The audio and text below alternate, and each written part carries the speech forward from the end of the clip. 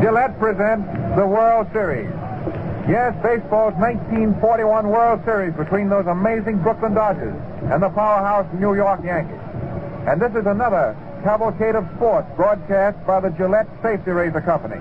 Your radio-hosted football bowl games, the Kentucky Derby, all the major boxing bouts, and other important sports events of national interest. This World Series reaches you through the combined facilities of the Mutual Broadcasting System, the Canadian Broadcasting Corporation, and scores of affiliates. More than 300 stations from here to Hawaii, and flies to the four corners of the world through shortwave. This is Red Barber, speaking from the Yankee Stadium. And right beside me are Bob Belson of WGN Chicago, and Bill Coram of the New York Journal-American. And now as we warm up for the opener, just let me remind you that, as usual, Gillette's advertising messages will be so timed that you won't miss a single play or a single thrill. Well, first of all, it's a great day as far as the weatherman is concerned. He frightened us, the life out of us yesterday when he forecast probable showers for this mighty opener. But it is perfect weather.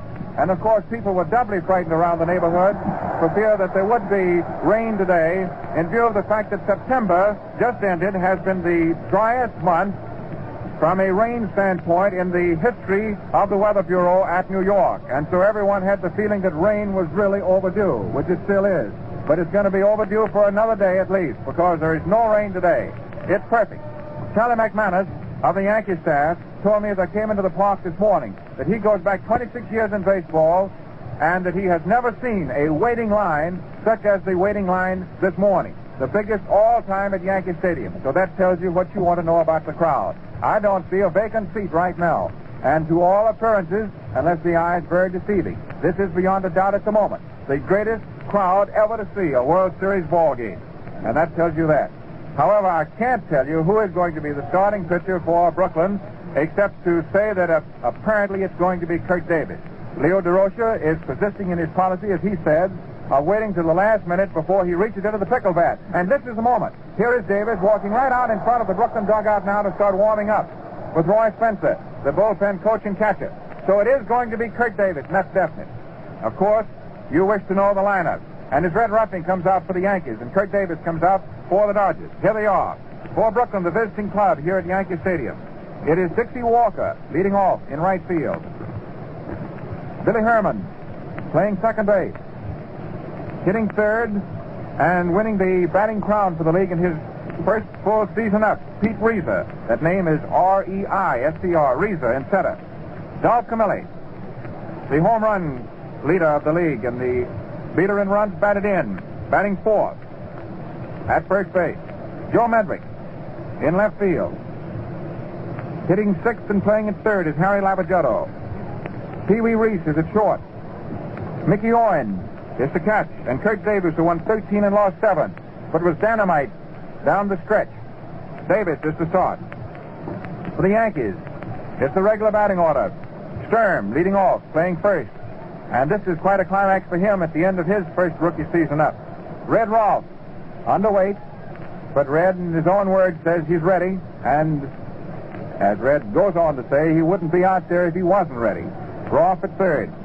Tommy Henrich, Henrich. It's pronounced as though there was a K on it. Henrich in right field. And the matchless Joe DiMaggio. Well, if we start talking about his records, we'll be talking until tomorrow. DiMaggio in center field. Charlie Keller, and he says that ankle is perfectly all right. And an important point about the ankle is that it is not the ankle on his pivot or power foot. Keller in left field. Bill Dickey is catching, hitting sixth. Then comes Joe Gordon, great second baseman, and probably just as great a tumbler. Gordon at second.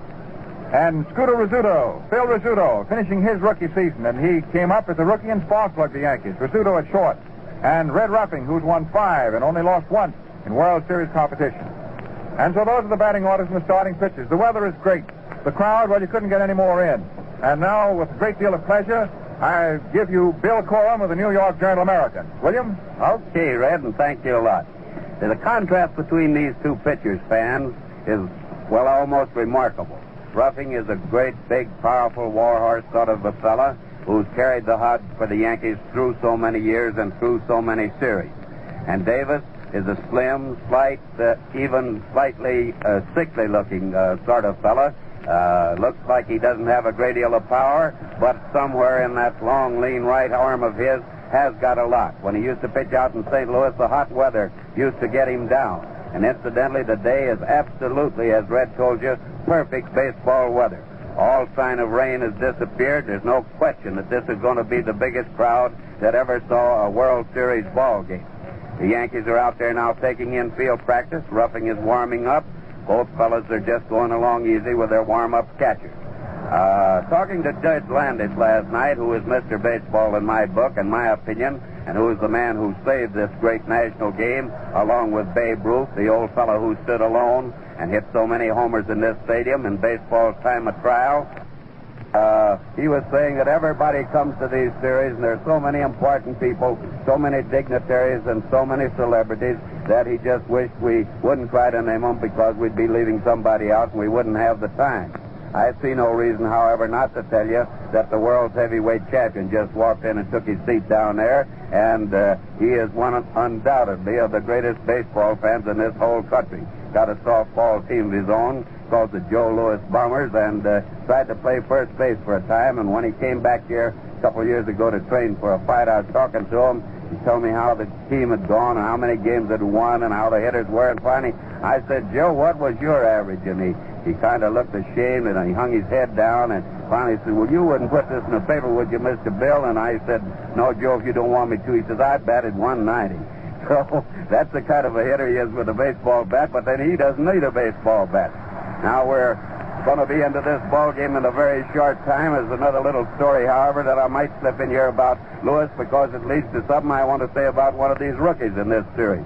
Once in a big fight of his, I went into the dressing room after it was over, and it had gone about 11 or 12 rounds, and Louis had won, of course. And I said to him, Joe, that referee did a wonderful job tonight. He said, Mr. Billy showed his. Said, what was his name? Which shows you what he thinks about those things. And there's a kid playing center field for Brooklyn here today that has that same disposition. And I mention him because he led his league the first time up, a sensational thing for any rookie to do. And he's young Reeser, as you know. You might not think it from the All-Star game, but I don't think anything bothers that fellow. Red and I were talking yesterday about him, and he hardly seems to care whether the fellow is a right or a left-handed pitcher. As Red says, he just takes that lumber up there and wears pitchers out. Now, somehow, of course, the Yankees got freshmen in here, too. But somehow when a fellow's good enough to make this great Yankee ball team, you don't look on them as rookies. I don't know why that is. Probably because the Yankees have been so wonderful. They won 9 straight World Series games up to now, as you know, not since Carl Hubbell beat them back there. Did they lose one? They're shooting for their 10th year in a few minutes. And so when a fellow like Sturm or Rizzuto, that little Skeeter and great shortstop, the Yanks come up, you sort of don't figure them as rookies. And I don't think just speculating and guessing in advance and doping the thing that any of these young fellas are going to be very jittery. I know them naturally, as Red and Bob do, and I just think they're the type of boys that are going to play their game. They talk about Little Reese, the little colonel from down in Louisville. Well, Little Reese fumbles the ball now and then, but all good shortstop. The better the shortstop, in fact, the more errors he makes. Now, I don't think I need to tell you. All you people know Red, you know Bob. You've heard them so many times over so many great broadcasts, not only in baseball and through these series. You're going to get the best possible report. In 1 second, I'm going to turn them back to you. We at Gillette are simply here to report these games as they happen, and we're going to just do the best job we can. And as far as Red and Bob go, I know it's going to be an absolutely perfect job. And Red, I want you to take it back now and take a little bow on that, and I'll be seeing you after the game. Well, thank you, Bill Corbin. Any bows I take for Bob Belson right along. Right now, the groundskeepers are polishing off the skin surface of the infield. And Red Ruffing for the Yankees, Curt Davis for the Dodgers, are continuing to warm up their respective right arms. And that's the picture here at Yankee Stadium this afternoon at this moment. And before Chief Umpire Bill Mcgowan says, play ball, let's see what's going on straight across the country. Right now, the windows and counters of Gillette dealers in every city and town and every part of the country are blossoming with a money-saving offer that's a knockout, and I don't mean maybe. You guessed it. I'm talking about the World Series Special Combination Offer, a regular 25-cent tube of Gillette shaving cream, either lather or brushless, absolutely free with the purchase of 10 heavy-duty Gillette Blue Blades. Yes, they're today's improved Gillette Blue Blades with the sharpest edges ever honed. The cream is an out-and-out gift. And what a gift. Take Gillette Lather Cream, for example. Frankly, we believe there isn't another cream in the world that's 1, 2, 3 with it. Made with 3 different beneficial oils. It whips up into a rich, creamy lather that softens tough beard in a jiffy and stays moist on your face all through the shave. What comfortable shaves you get. Believe me, they're quick and good-looking, too. Now, maybe you prefer brushless cream. Well, thousands upon thousands of men know all about Gillette Brushless, made with pure peanut oil. It's fresh-scented, greaseless, speed-shaving, and can't clog razor or drain. Now you get either of these creams absolutely free. So make it a point to ask for Gillette's great combination offer. A 25-cent tube of Gillette shaving cream, lather, or brushless, and 10 diamond-tested Gillette Blue Blades for only 49 cents, the price of the blades alone. All right, Red? Thank you, Bob. And the groundskeepers have about finished their pregame chores. Ruffing is pretty far along in his warming up, naturally, because he's to be the starting pitcher and has to be ready first before Curt Davis. And here are the umpires coming out. The 4 men who have the heavy load of responsibility for calling the decisions in this great classic. From the American League, Bill Mcgowan will be back at the plate and will be for today the umpire-in-chief. From the National League at first base, Babe Panelli. From the American League at second, Bill Greaves.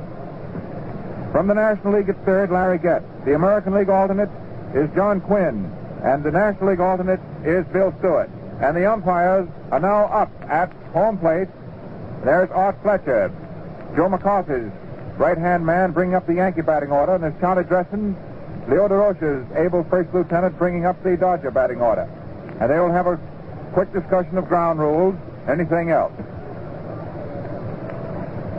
Fletcher takes off his cap, mops his brow.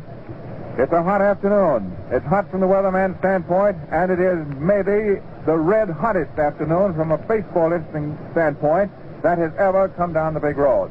And before we go any farther, it's time now to pause for station identification.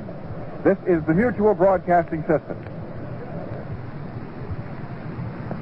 This is WGN, the voice of the people, Chicago.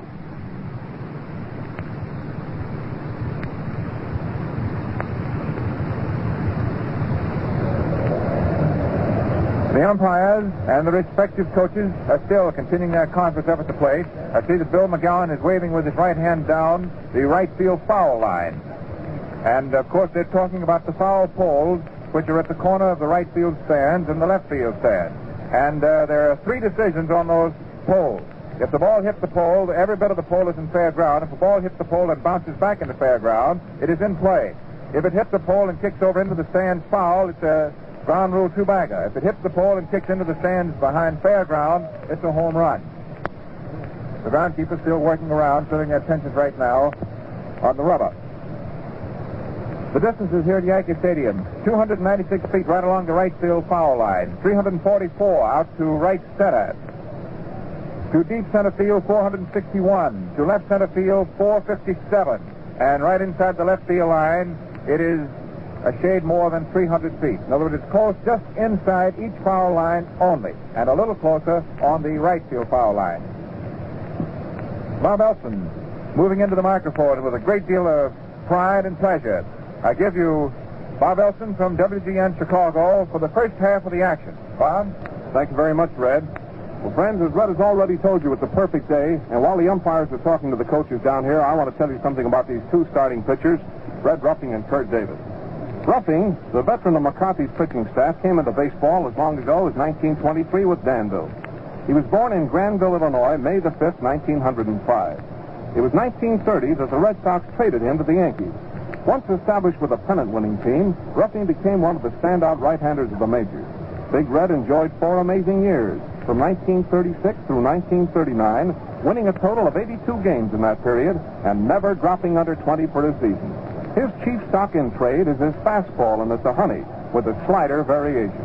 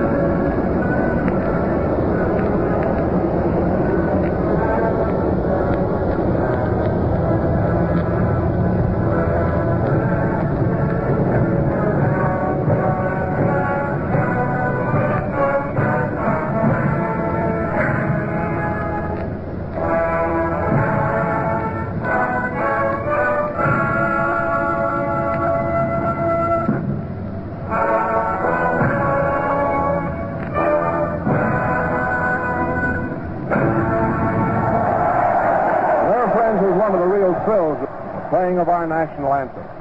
I imagine it was just as much a thrill to you and your radio, wherever you happen to be listening, as it was to all of us 70,000 standing here in Yankee Stadium in New York. We're all set now for the first game of the series. I want to tell you something about Curt Davis, who's pitching for the Dodgers. He's a right-hander. He was born September the 7th, 1906. He's a spot pitcher deluxe. Lean, lanky Davis. To throw in on the Medwick deal. Kirk couldn't work as often as he had back in 1939 when he won 22 ball games for the Cardinals, but he was a tough customer for opposing batters when he had his rest. His sweeping sidearm delivery is poison to right-hand hitters, and the left-handers don't like him any too much either. Curt is known, you know, as the strong, silent man of the Dodger pitching staff, but he's a very genial fellow once his interest in the subject is aroused. We're all set. The umpires are still down here at the home plate. I believe that Bill Mcgowan of the American League is going to be back at the plate. Dave Panelli of the National League at first. Brizi of the American League at second. And Getz of the National League is at third. It's a beautiful day. It's just about as perfect a World Series day as we've had. And we're all set now. The teams are not out on the field as yet. The band playing the national anthem was out in center field right under the flagpole. And now they're walking off the field. I believe Red has already given you a description of what this setup looked like.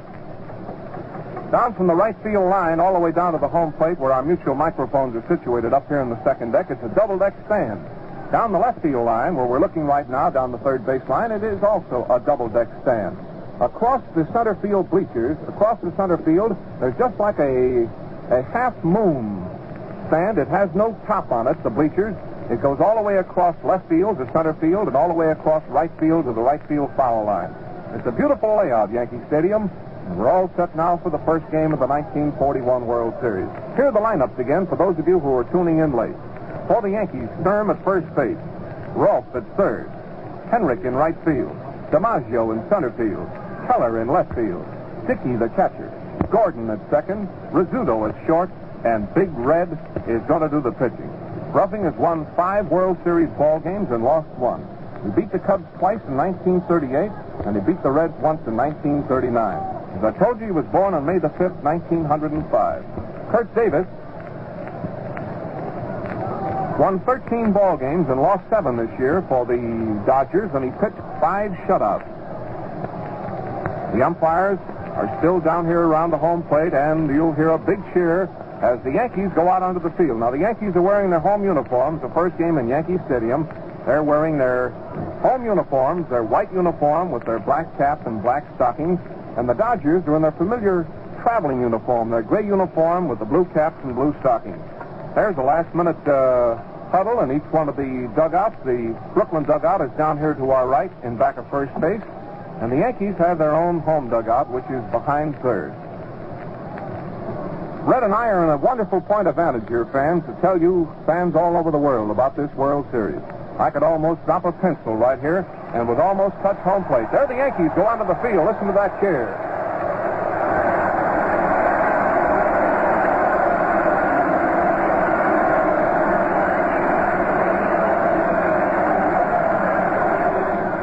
All right, the Yankees are out there on the field. Let's take a look at them now as they line up again. Fans who are keeping your scorecards or scoreboard someplace will get a chance to recheck your lineup. As I look onto the field, Charlie Keller is going into left field. Joe DiMaggio is all set in center field. Henrik is walking into right field. He has his back to us, and that number 7 shows up on his white uniform. At third base is the veteran Red Ruffing. At shortstop, Phil Rizzuto, one of the outstanding rookies of the year. At second base is Gordon, and at first base is Sturm. The catcher is Bill Dickey, who is certainly no newcomer to World Series play, and the pitcher is Big Red, Charlie Ruffing himself. The umpires are just as we told you. The umpires, as we told you, Bill Mcgowan is going to be back at the plate. Right now he has his whisk broom out. He's leaning over, and he's cleaning off the plate. He has his chest protector strapped over his left arm. He's holding his mask in his left hand, and he's right down below us. At third base is a National League umpire, Gillette. At second base, American League umpire, Brizi. And the first base umpire, also no newcomer to World Series, is the National League umpire, Dave Panelli. And so we're all set. That's the picture now as we look out onto the field here at Yankee Stadium. The stage is set for the first game of the 1941 World Series between two wonderful teams. First man to bat, for the Brooklyn Dodgers is standing outside the batter's box. It's Dixie Walker, their right fielder. This year he hit 311, and he drove in 71 runs. We'll give you these figures the first time down the batting order. First time down the batting order for the Yankees and for the Dodgers. We'll give you the batting averages, and we'll also give you the number of runs they drove in for the year. And so you'll have just sort of an idea what they've done coming up to this World Series game. All right. Walker has stepped into the batter's box. Mcgowan is flipping his mask over his face. Now he's strapping on that chest protector. The infielders are ready. The outfielders are swung off. DiMaggio is playing. Now he's starting to move a bit. He was playing off a bit into right center. He's playing a dead center. Henrich is playing a normal right field. And the left fielder, Keller, is playing just a few feet to the left field line. Walker is the notorious left field hitter. I mean, for a left-handed hitter, he can hit as well to left field as anybody in baseball. Here's the first pitch. It's a ball, a little bit too low that time. Ruffing threw in a fastball that was just a little bit too low, and it's ball one. This Ruffing's cheap stock in trade, of course, are his fastball. He's got a good slider, and he's got a swell curve. He's all ready. Here's the pitch. There's a ball. It's low again. The pitch was in just a little bit too low. The umpire, Bill Mcgowan, went way down to take a look at it. And so there have been two pitchers now in this first World Series game. Walker has not offered at either of them. Nobody on, nobody out. First half of the first inning at New York. And the World Series is underway. Ruffing gets his sign. He starts that slow windup. Here's the pitch. There's a ball. It missed the corner waist high. Ball 3 for Walker. Charlie Dresden is coaching over at third base for Brooklyn. And Lippy DeRocher, the manager of the Dodgers, is coaching at first. Brooklyn wearing gray uniforms with blue caps and blue stockings. The Yankees in white. Ruffing is 3-0 count. Gets ready. Here's the pitch. It's a ball. Walker walks on 4 pitch balls. Walker walked on 4 pitch balls, and only one of them was close. That was the third one, that waist-high pitch, you remember, that just missed the corner. The other 3 were definitely balls. Now the next man to bat is Billy Herman, the former Cubs captain and second baseman. Hit 285 for the Dodgers and drove in 40 runs. Billy's been one of the main cogs in this Dodger drive. He's up in there now with a teammate on first base and nobody out in the first half of the first inning. Walker content with a very short lead off. Here's the pitch. There he goes down to hit and run on the first pitch, and he bounces one down to the third baseman, Rolfe, to play to first. He's out. He's out at first base. Rolfe to Sturm. The hit and run was put on the very first pitch. Billy Herman hitting the ball down to the third baseman, Rolfe, who came in fast and threw him out. And so Brooklyn has a man in a scoring position. Walker is out on second, and the next man to bat, the National League's leading hitter, Pee Wee Reese, who hit 343 and drove in 74 runs.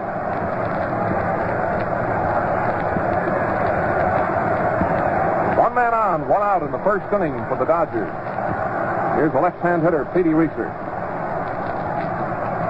Most of the experts look upon Reese of Brooklyn and Rizzuto of the Yankees as 2 of the outstanding young players of the year. The first pitch, he swings a high fly ball to dead center field. DiMaggio going just a bit to his right and back about 10 feet. He caught it. And now the runner from second starts to make a motion to go to third, but he goes back. Walker started as though he might be going to go to third. I believe it was just to draw a throw and to see what kind of a throw in DiMaggio would make. And then he went back to second. And so the runner is still on second base with 2 out for the Dodgers. And the next man to come up is Dolph Camilli. Camilli, a great ball player, hit 285 and drove in 121 for the Dodgers. 120 runs driven in. Man on second base for the Dodgers. Panelli batting. The outfield is swung off to the right. It's Keller in left field, DiMaggio in center field, and Henrich in right field. DiMaggio takes 10 more steps toward right field. Here's Dolph Camilli up, number 4 in the back of his gray uniform. A chance to put the Dodgers in the lead if he gets a hit. Ruffing is set, a fastball. He swings and misses. And that was plenty fast. Did you hear that yell from the crowd? Dolph Camilli went all the way around trying to give that ball a ride and missed. Believe me, that crowd really broke out in a spontaneous yell. Dodgers batting in the first inning. Walker on second base and 2 out, and their first baseman, Dolph Camilli, up in there. Ruffing gets his sign again from Dickey. Here's the next pitch. It's a ball, very high and very wide, and it's 1-1. Ball 1 and strike 1. There isn't much of a wind today. Notice the flags up here on top of the stand, blowing in every direction, but just lightly. There's not any strong wind. If anything, it's blowing away. It's blowing away from the plate. The pitcher does not have the benefit of the wind. The flag in center field now is pointed the other way. Here comes the next pitch, and Camilli takes a fast one that's a little bit too low.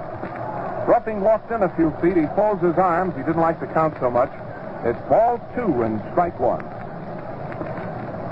Ball 2 and strike 1 on Camilli, with Walker on second base and 2 out. Ruffing working very deliberately out there. Big, stocky right-hander. Getting all set again. Walker on second base is content with a short leadoff. The Yankees talk it up out there in the infield. That's the old pepper. Now they're all set. Ruffing is ready. Here's the next pitch. Camilli swings and misses. That pitch was right up around his shoulders and inside. And Panelli went all the way around trying to give it a ride. Now Dolph walks out of the batter's box and gets some dirt on his hands. Brooklyn players in the dugout. Half of them are leaning out over the edge of the dugout, watching play intently. Charlie Dresden in the third base coaching box is standing still. Lippy DeRocher coaching at first, keeps pacing up and down. The man on second base for Brooklyn, and there's 2 out, and there's a count of 2-2 on Dolph Camilli. Ruffing gets set. Here it is. He struck him out. He went all the way around trying to hit that ball, and he struck him out.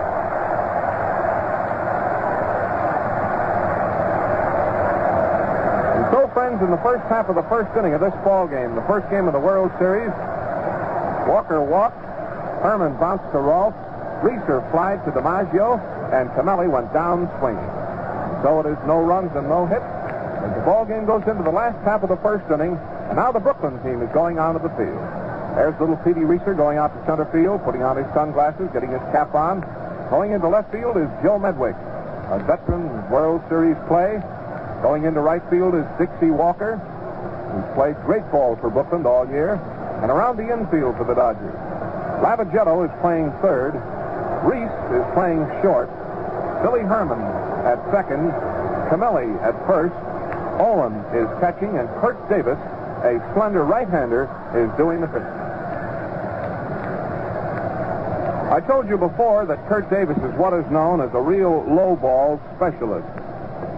He's a famous sidearm pitcher. He's got a sinker ball, and he keeps that ball in low. And when he has one of his good days, he's a mighty tough customer for right-handers or left-handers to hit. And so we have 2 wonderful pitchers in this first game and 2 great teams.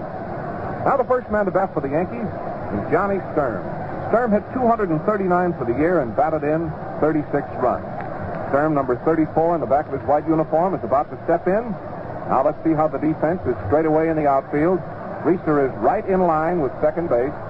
Left fielder, right fielder playing just about a normal position. Third baseman Lavagetto is drawn in a bit. Here's the first pitch to Sturm. It's a strike. Gets right down the middle. Called strike on Johnny Sturm. Art Fletcher is coaching at third for New York. Earl Combs, the former Gray Eagle, is coaching over there at first. Former great outfielder himself. Now he's all ready. Here's the next pitch, and Sturm swings. There's the first hit of the series. The line drive to left field. Sturm slams the line drive over Lavagetto's head, and there is the first hit of the World Series.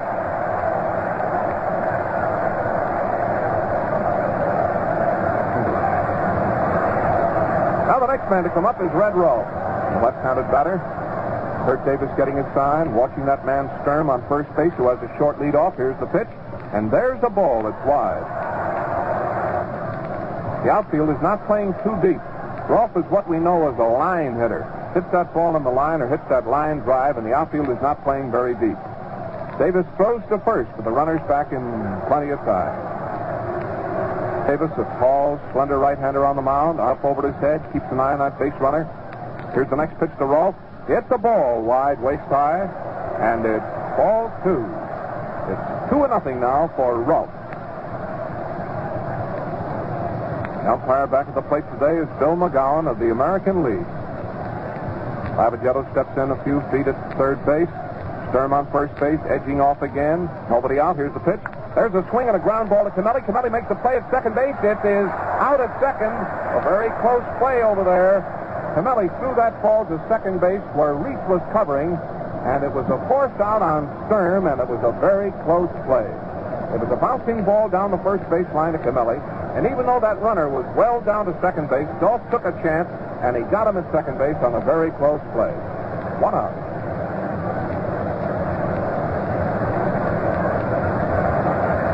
Now here's Henrich, the right fielder. Hit .275 for the year. Yankees have a man on first base with 1 out in the last half of the first. There's no score in the game. Davis is ready. Here's the pitch, a beautiful curve and around his knees, and it's a called strike. The outfield is swung a bit to the right. The center fielder, Reese, is beat. He's moved back for Henrich. He's off a bit to the right. Now somebody's wig-wagging from the Brooklyn dugout and motioning Medwick to move over a bit toward center field. And so they're playing Henrich as a right field hitter, as a pull hitter. Davis is ready again. Here's the next pitch. There's a curve, and he hits the ground ball down to the second baseman. Over to second base, out, back over to first. He's safe. No double play. The play went from Billy Herman to Reese to Camilli. The play at first was not close. So there's 2 outs.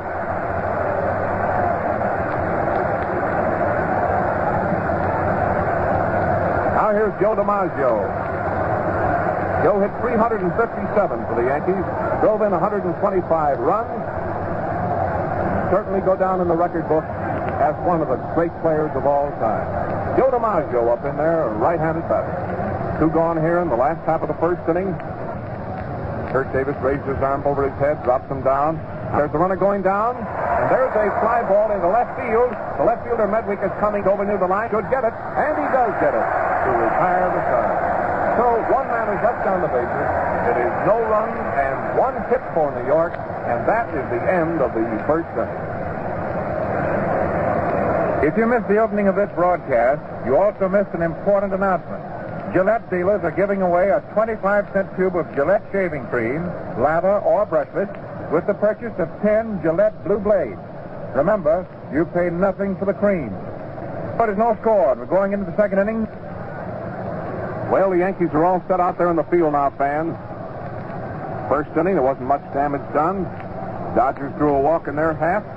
The Yankees had a hit in their half. It was made by Johnny Sturm. And the first man to bat for Brooklyn will be their left fielder, Joe Medwick. Medwick hit .318 for the season and batted in 88 runs. The outfield is all ready. Keller in left field, DiMaggio in center field, Henrich in right field, Ralph at third, Rizzuto at short, Gordon at second, Sturm at first, Dickey catching, and Ruffing pitching. We're going to repeat the lineups occasionally during the course of the broadcast for you fans who might be tuning in late. Now here's Medwick up, no score as we start the second inning. Ruffing stretches a bit out there. The outfield is playing a bit to the left for Medwick. DiMaggio is off a bit from center field into left field, and he swings and misses the first pitch. Medwick went all the way around trying to give that first pitch of Ruffing's a ride, and he missed it. Number 6 in the back of his gray uniform. Medwick is leading off in the first half of the second. Now Ruffing is getting his sign again. Here's the next pitch, a fastball, and he hits it foul up into the screen right below our mutual broadcasting booth. And it is 2 strikes for Medwick. Red Ruff is playing this hitter over near the third baseline, just a few feet to his right. Medwick hits that ball a lot down that left field line. Maggio is playing him a bit off center toward left field. Joe holds that bat out in front of him, swings it around a couple of times, holds it with one hand. Now he has both hands a hold of it. Ruffing leans over a bit. He's starting his windup. Here comes the next pitch. And it's a ball. It's high, right above his chin, and it's ball 1 and strike 2 for Medwick. No score in the ball game. We're in the second inning. Nobody on, nobody out for the Dodgers. Joe Medwick up. The pitchers are Ruffing and Curt Davis. Ruffing leans on that right foot, swings around. Here comes the next pitch. He struck him out. He went for a curveball right across the letters, and he struck him out. Medwick struck out. Now the next batter is Cookie Lavagetto, the third baseman. Hit .277 for the Dodgers and batted in 78 runs.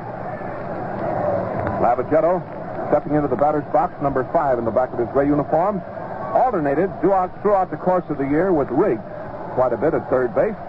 But DeRocher is stringing along with Cookie in the series. There's a long foul up into the stands way down the right field line. Lavagetto swung at Ruffing's first pitch and hit it up into the upper deck.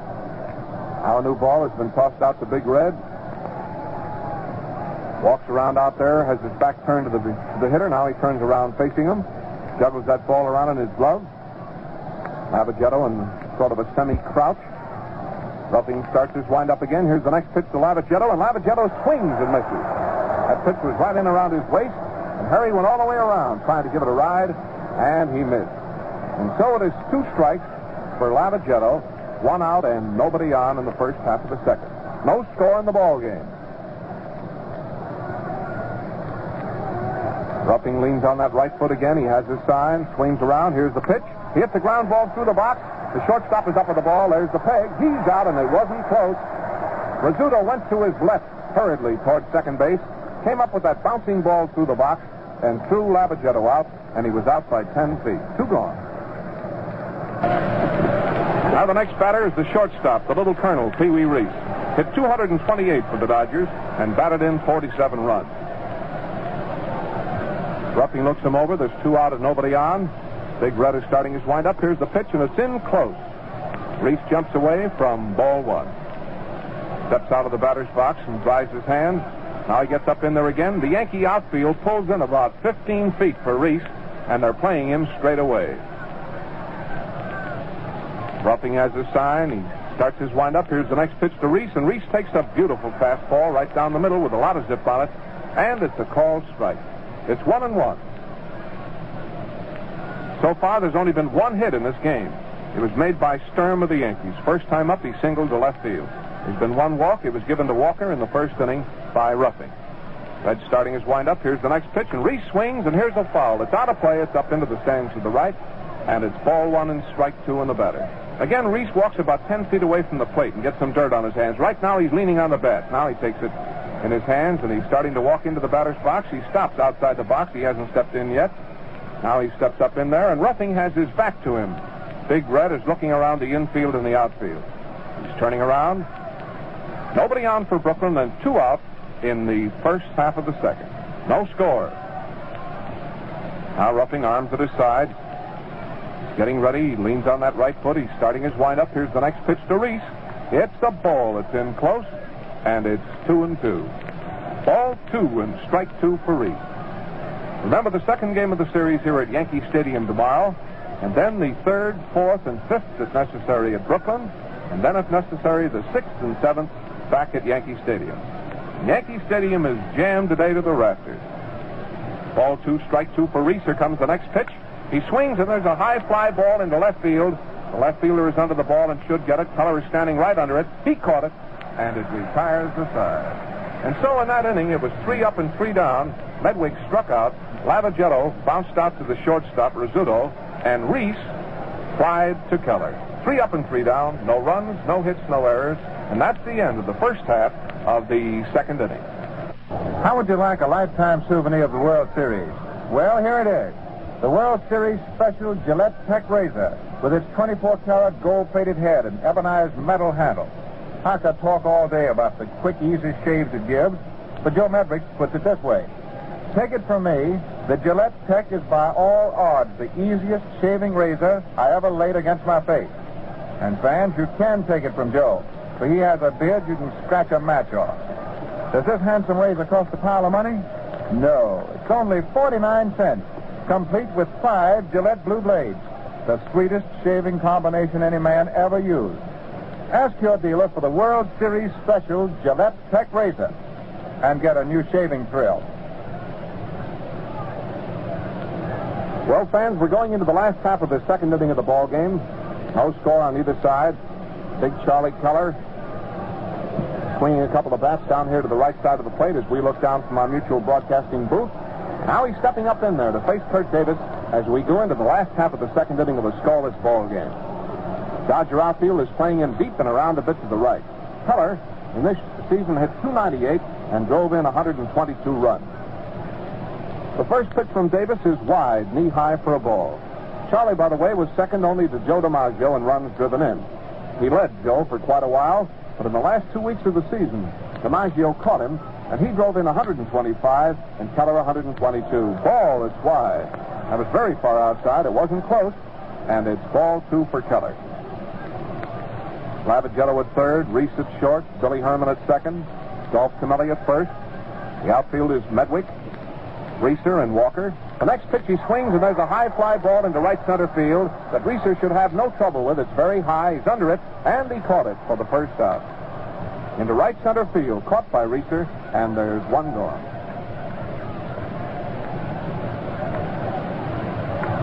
Now here's Bill Dickey. Dickey hit 284 for the Yankees this year and drove in 64 runs. He's a left-handed batter and certainly no newcomer to World Series competition. Dodger outfield is playing him straight away with the right fielder plenty deep. Bill's a good pull hitter. Curt Davis is getting his sign. The wind-up, here's the first pitch, and Dickey swings. There's a high bouncing ball to Billy Herman. Coming in on the ball, there's the peg. He's out. Herman to Panelli, and there's two gone. The play was not close. That brings up Flash Gordon, second baseman of the Yankees. Hit 277 and drove in 86 runs. Dodgers move in after that putout and pepper that ball around. Lavagetto to Reese, to Billy Herman to Camilli. Now they go back to their normal positions, and here is Gordon. Gordon batting for the Yankees with 2 out and nobody on in the last half of the second inning. There is no score on either side. Well, ball game between two great teams. Curt Davis leans on that right foot. He's a wiry right-hander in contrast to Ruffing, who's a big burly right-hander. There's a called strike. It caught the outside corner on Gordon, right knee high, and it's a called strike on Joe. Gordon, the number 6 in the back of his white uniform, waves that down around. Curt Davis is ready again. Here's the next pitch, and there's a ball. It's wide knee high, and it's 1-1. That was a straight sidearm delivery by Davis. He's a low sidearm specialist. Kurt's getting all ready again. Here's the next pitch. There's an inside pitch that Gordon swung on, waist high, and he rolled the ball foul on the ground to the left. And so it is ball 1 and strike 2 for Gordon. So far, there's only been 1 hit in the game. That was a single in the first inning by Stern. No runs, no score on either side. Third baseman Lavagetto is playing Gordon almost on the third baseline. Just about a foot from the line. Davis is getting set. Here's the next pitch. It's a ball, very close. It almost hit him in the knee. And it's ball 2 and strike 2 for Gordon. The Dodger outfield is playing Gordon as a left field hitter. They're swung way over toward the left side of the outfield. Reese is playing him way over in dead left center. Curt Davis is getting his sign again. Ball 2, strike 2. Here's the pitch. A high bouncing ball is fouled down the third baseline. Fletcher gets it and tosses it back to Davis. Artie Fletcher coaching at third, and Earl Combs over at first. Gordon walks out of the batter's box, dries his hands, fidgets around a bit. Now he steps up in there again and pounds his bat on the plate. Ball 2, strike 2, 2 out and nobody on. Davis is winding up. Here's the pitch. He hits a foul. It's out of play. It's up into the stands here to the left, and it's still 2-2 in the batter. Now the Dodger catcher, Mickey Owen, takes his mask off. Gets a new baseball from umpire Bill Mcgowan of the American League and roughs it up in his hand.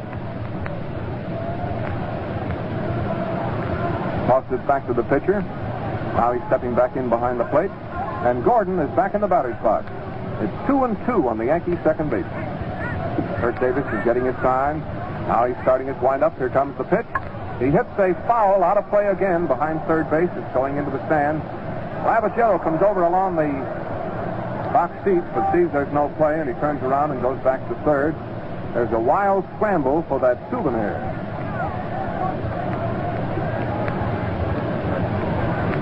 Davis is getting all ready. Practically everybody out here in the stands in shirt sleeves. It's a wonderful day. Pitcher's all set. Here it comes.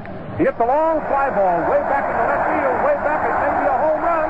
It's a home run for Gordon. And the Yankees lead 1-0.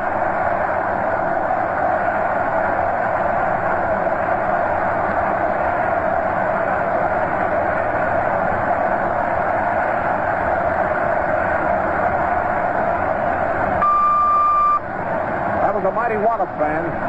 That ball went very high into the air and it went very far out. Somewhere around 365, 370 feet from home plate and way up into the stands. There was no doubt about it. It was a long home run. So the honor of the first home run in the World Series goes to Gordon. Now here's the shortstop, Lazzuto. He had a fine year and he batted in 46 runs. Score, the Yankees 1, the Dodgers nothing. 2 out and nobody on in the last half of the second. Davis is getting all ready. Ball 1 for Rizzuto. Here's the pitch. He swings. There's a fly ball back into left field. Left fielder going back, turns around a couple of times. He caught it. Medwick backed up, turned around a couple of times, and he caught Rizzuto's long fly ball to retire the side. Incidentally, I want to tell you fans that on that home run by Gordon, Medwick, the left fielder, didn't move. He knew it was a home run from the time the ball was in. And so in the last half of the second inning, the total 1 run, 1 hit, a home run by Gordon. At the score at the end of 2 innings of play in the first game of the World Series, the Yankees won and the Dodgers nothing. Now we're going to pause for station identification. You're listening to the broadcast from Yankee Stadium in New York City of the first game of the 1941 World Series. This is the coast-to-coast network of the Mutual Broadcasting System. This is WGN, the voice of the people, Chicago. Well, this is Bob Belson talking to you again from Yankee Stadium. We're going into the first half of the third inning. The Yankees are out on the field. Red Ruffing is getting in his practice throws. The Dodgers are coming to bat. And the first man to come up is going to be their catcher, Mickey Owen. His average for the season is .231, and he batted in 43 runs. Owen bats right-handed. He's walking up now, and he's standing alongside the left side. He's standing alongside the plate on the left side, and he's watching Bill Mcgowan, the umpire, get out his whisk broom and clean off the plate.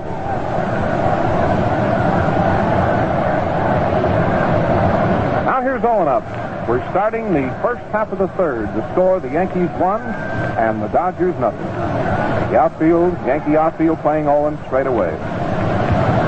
Red Ruffing getting his sign. We've had 2 hits so far, a single by Sturm and a home run by Gordon.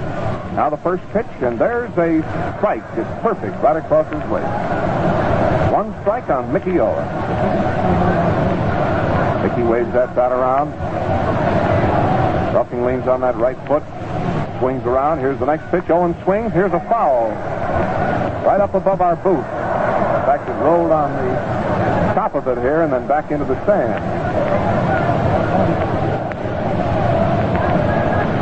2 strikes for Mickey Owen. Dodgers are batting in the first half of the third. Yankees scored a run on Gordon's homer. He swings that war club around. Ruffing juggles the baseball in his glove. Now he has his sign. Starts his wind-up. Here comes the pitch. It's a slow one low outside, and it's a ball. Makes it 1-2. Owen stands in the batter's box pretty far back from the plate with his feet wide apart. Keeps moving that bat around a lot. The Yankee outfield is playing him not too deep. DiMaggio is just a few feet off the center field in left. Ruffing has the sign again. Ball 1 and strike 2 on Owen. Here comes the pitch. He hits a high fly ball into left field. Left fielder Keller goes back 10 feet. He's looking up. He's shading his eyes with his glove. He caught it, and there's 1 gone.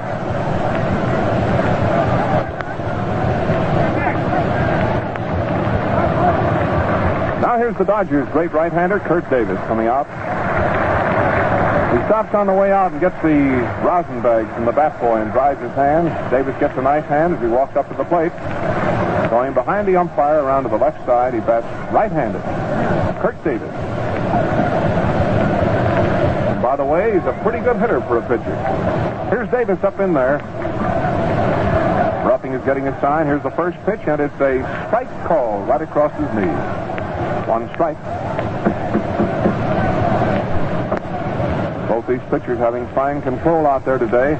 Ruffing has walked 1. Davis has walked none. Red starting his windup. Here's the next pitch, and Davis swings. There's a high fly ball to left field. Keller going 10 feet to his right. Again, he's shading his eyes with his glove. Moves in, takes it, and there's 2 gone. So that's 2 putouts for Keller in the first half of the third. Now we're back to the leadoff man again, Dixie Walker. Dixie Walker stepping into the batter's box. A blue 11 on the back of his gray uniform. A left-handed batter. He walked the first time up. Steps up in there now. Batting left-handed. Ruffing is all ready. Here's the pitch, and Walker swings. There's a fly ball to left field. Keller coming over near the foul line, and he's there. He caught it. And so Keller makes all the putouts. He had to run for Walker's fly ball down the left field line. He caught it about 10 feet from the foul line after a pretty good run. and it retires the side. 3 up and 3 down. No runs, no hits, and no errors.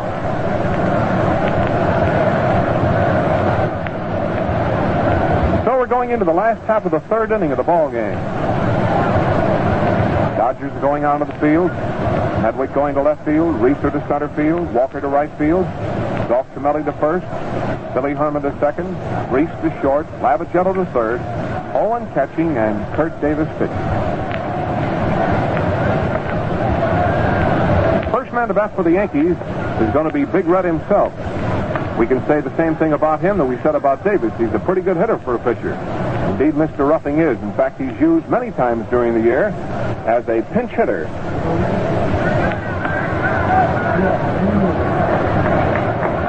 Here's Ruffing coming out. He's getting a nice hand, as did Davis.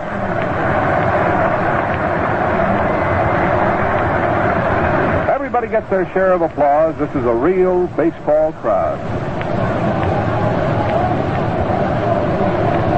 The Dodgers are all ready. Ruffing is carrying 2 bats up to the plate. He tosses one to the bat boy, and now he steps up in there.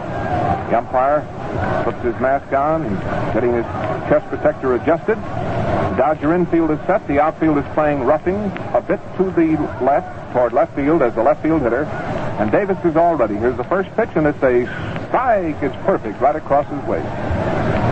1 strike for Big Red. The score is 1-0 in favor of the Yankees. Davis is already out there now. He's winding up. Here's the next pitch. There's a swing and a miss.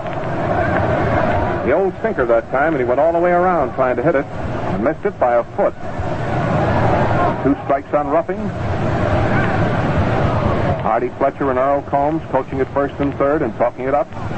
Davis is all set. Here's the pitch. It's very wide, way outside that time.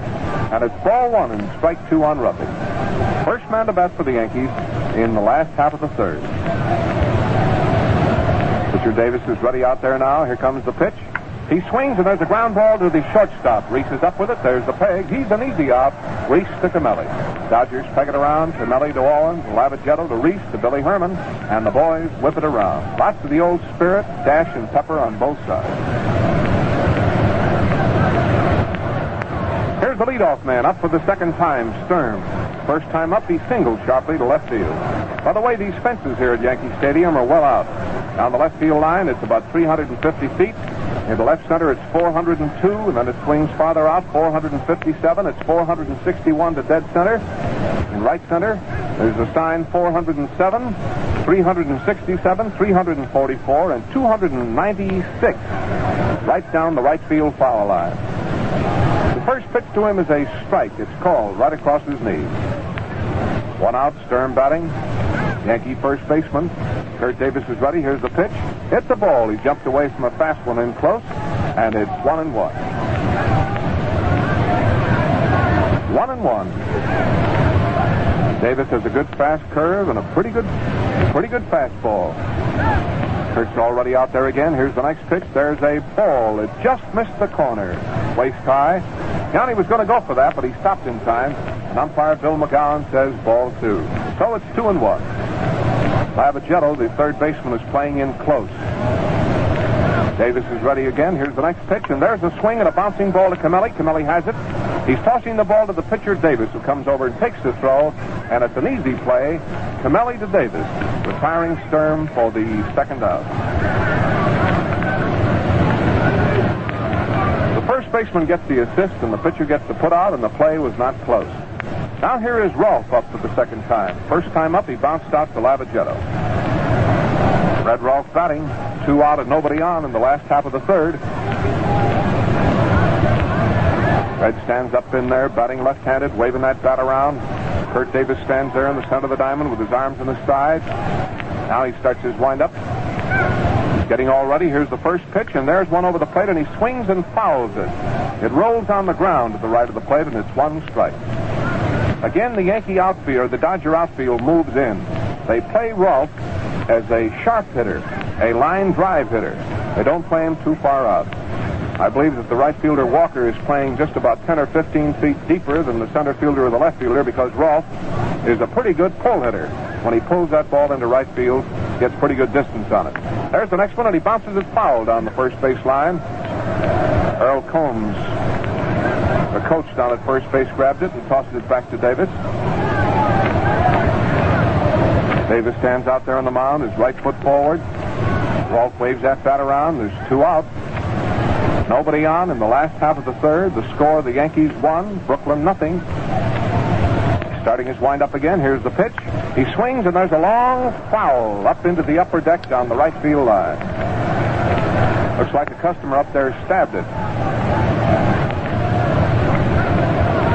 Mickey Owen gets a new baseball from Bill Mcgowan, steps out in front of the plate, roughs that ball around in his hands, says something to Curt Davis, and then throws him the ball. Curt has a count of strike 2 on Rolf. Here comes the pitch. It's a ball wide, and it's 1-2. Ball 1 and strike 2 for Red Ruffing. Dodgers keep up the old chatter out there in the infield. Davis is getting his sign again. He's starting his windup now. Here's the pitch. He struck him out. He went all the way around for a fastball across his waist, and Rolf struck out.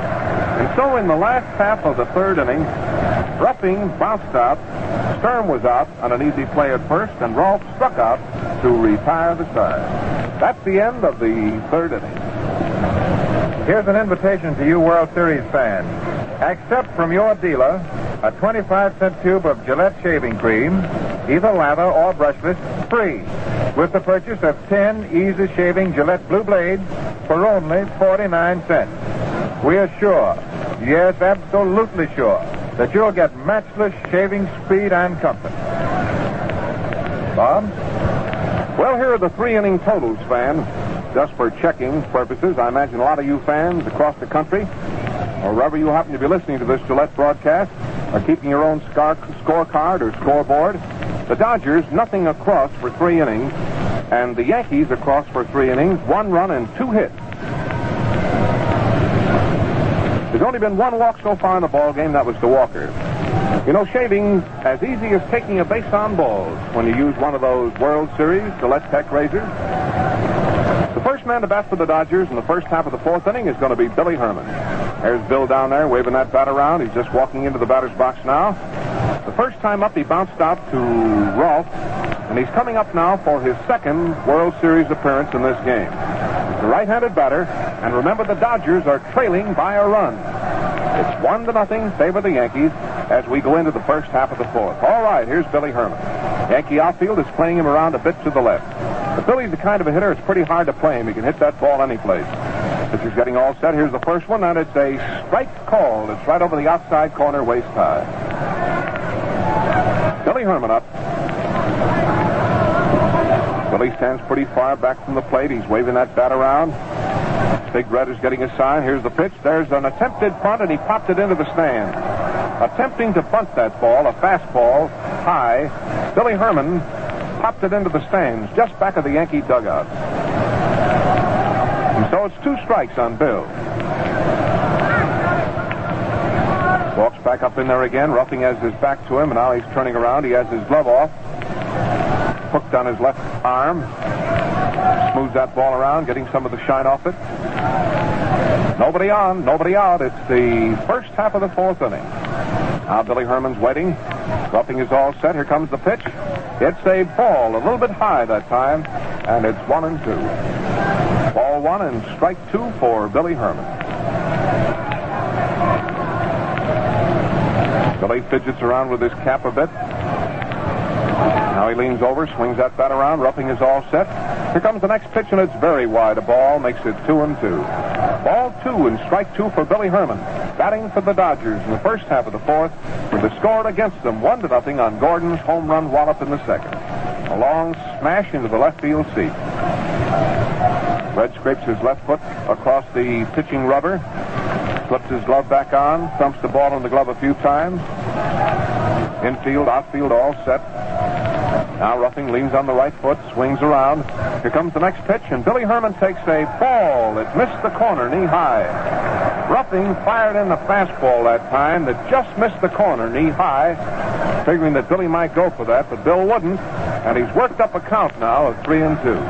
After having a 2-strike count, Herman has been very patient and it's now 3-2. Ruffing is already out there again. Here's the next pitch. He swings. There's a long foul. It's out of play down the left field line. It's going into the stands, and it's still 3-2 in the bat. Bill Mcgowan tosses a new ball into play. The outfield for New York, Keller in left field, DiMaggio in center field, and Henrich in right field. Ruffing pitching for the Yankees, and Davis pitching for the Dodgers. A swell ball game.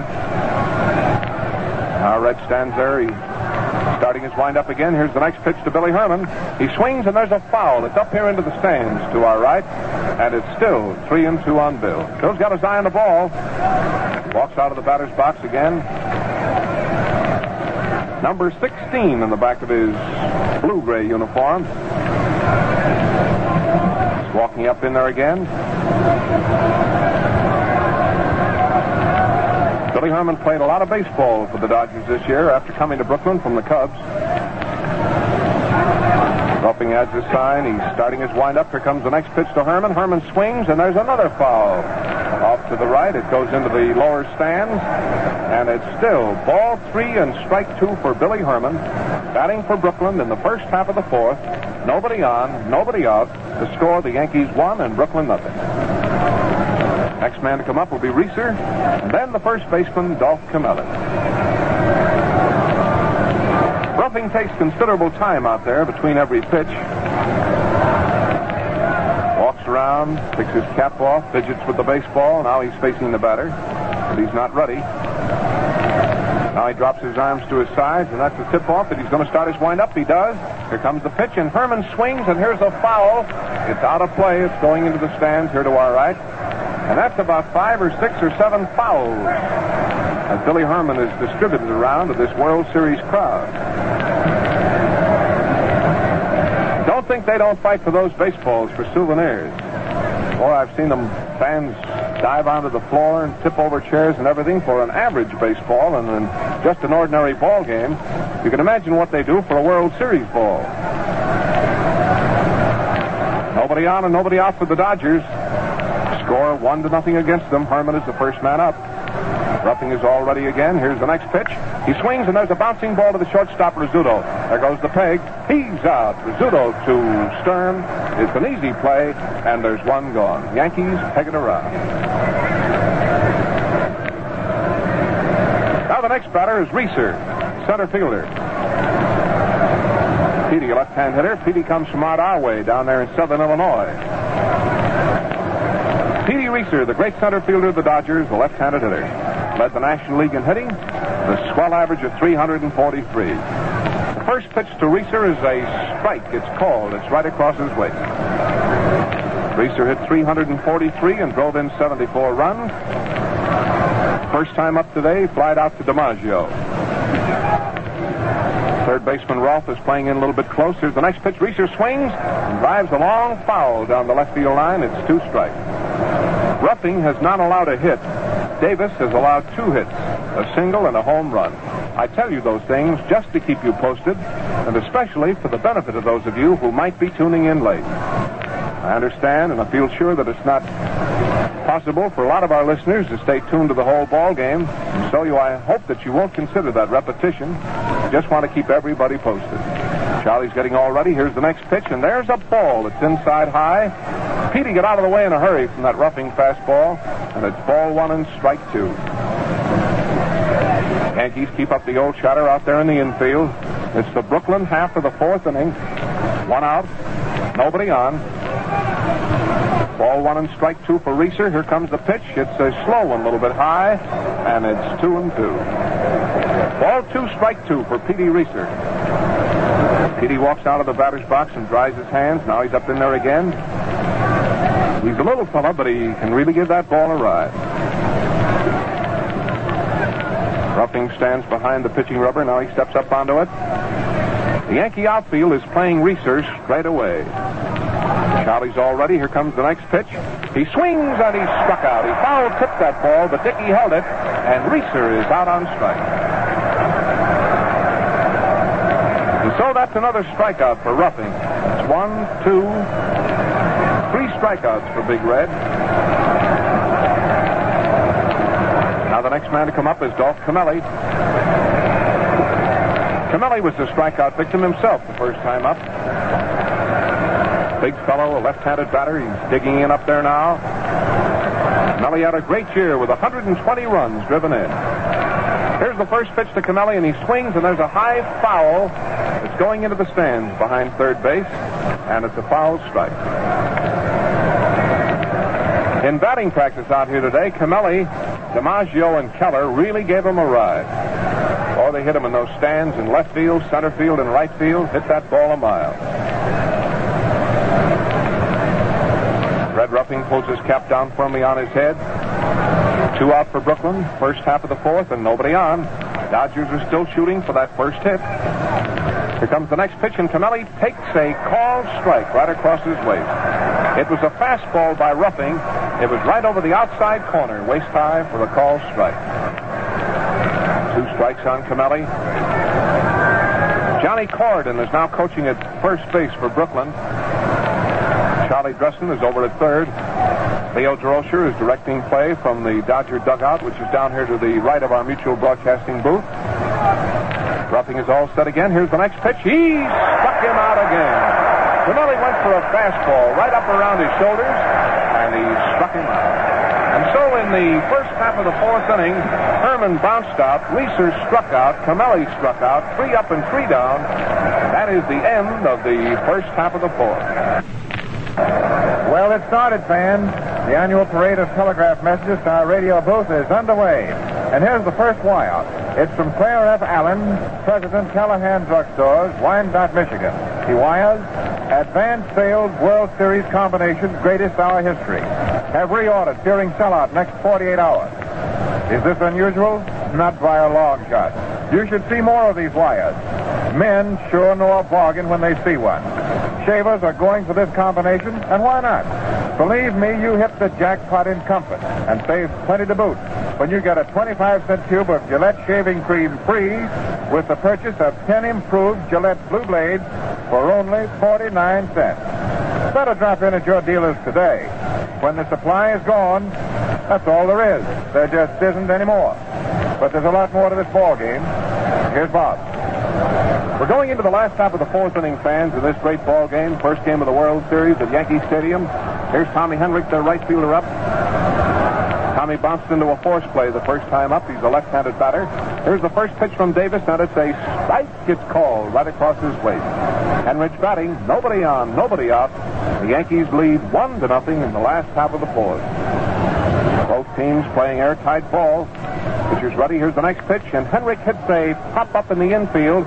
The shortstop is backing up. It's an easy play, and the shortstop, Reese, backs up just about 10 or 15 feet for Henrich's pop-up, and there's one gone. Here's Joe DiMaggio. DiMaggio, the first time up, flied out to Joe Medwick in left field. Joe's backing up a few feet out there in left field. Reeser is playing DiMaggio in left center. And the right fielder, Walker, is moving over now a bit towards center field. They play DiMaggio as a left field hitter or a center field hitter. Curt Davis is getting ready. Here's the first pitch to Joe, and he swings. There's a long fly ball way back into left field. Left fielder Medwick is back. It may be. He leaps up, and he caught that ball with one hand. What a play. Joe Medwick went back to the wall in left field, 370 feet from home plate, leaped up and made a gloved hand stab of DiMaggio's long drive. Listen to the cheering.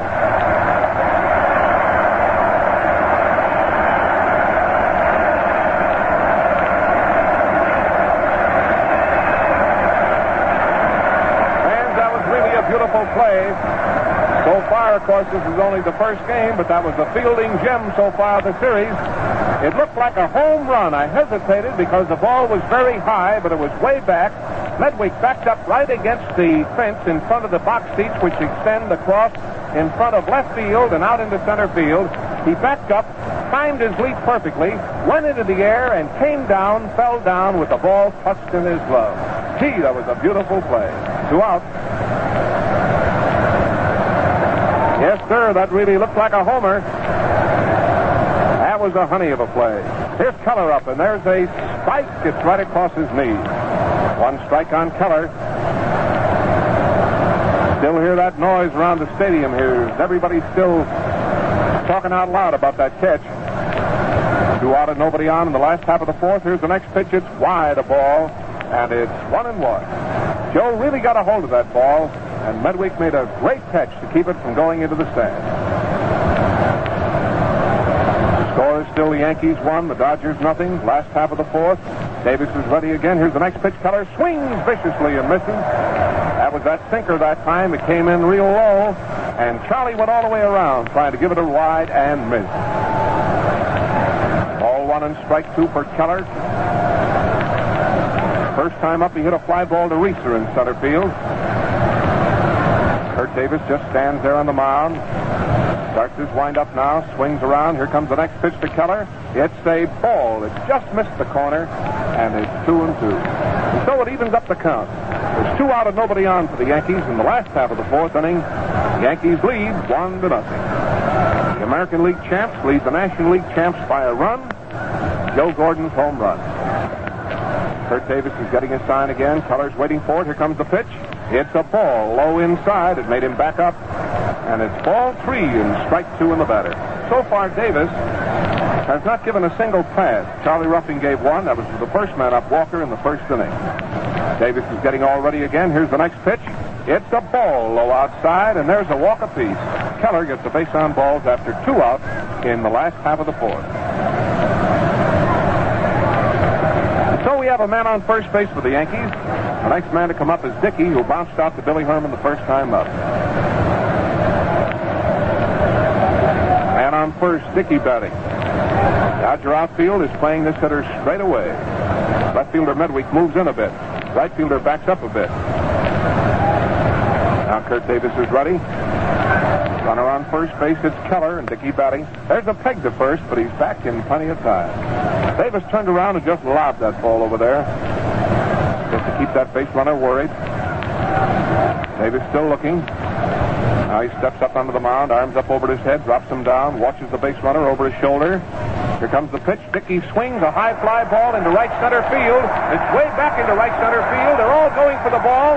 It hit the wall in right center field. Here is Keller rounding third base, and he's scoring. And the batter pulls up at second. It was a long double into right center field by Dickey, and it drove Keller all the way in from first. The score is 2-0 now in favor of the Yankees. That is the second run for New York, and it is the third Yankee hit. A single in the first inning by Sturm, by Homer in the second inning by Gordon, and a double after a base on balls in the fourth inning by Dickey. And Bill hits that ball right between Reese, the center fielder, and the right fielder Walker, right against the fence, where there's a sign says 407 feet from home plate. It was a 2-bagger. He's on second base with a run in and 2 out, and Gordon coming up. They're going to walk him purposely. Gordon is getting an intentional pass. Ball is wide. Ball 1.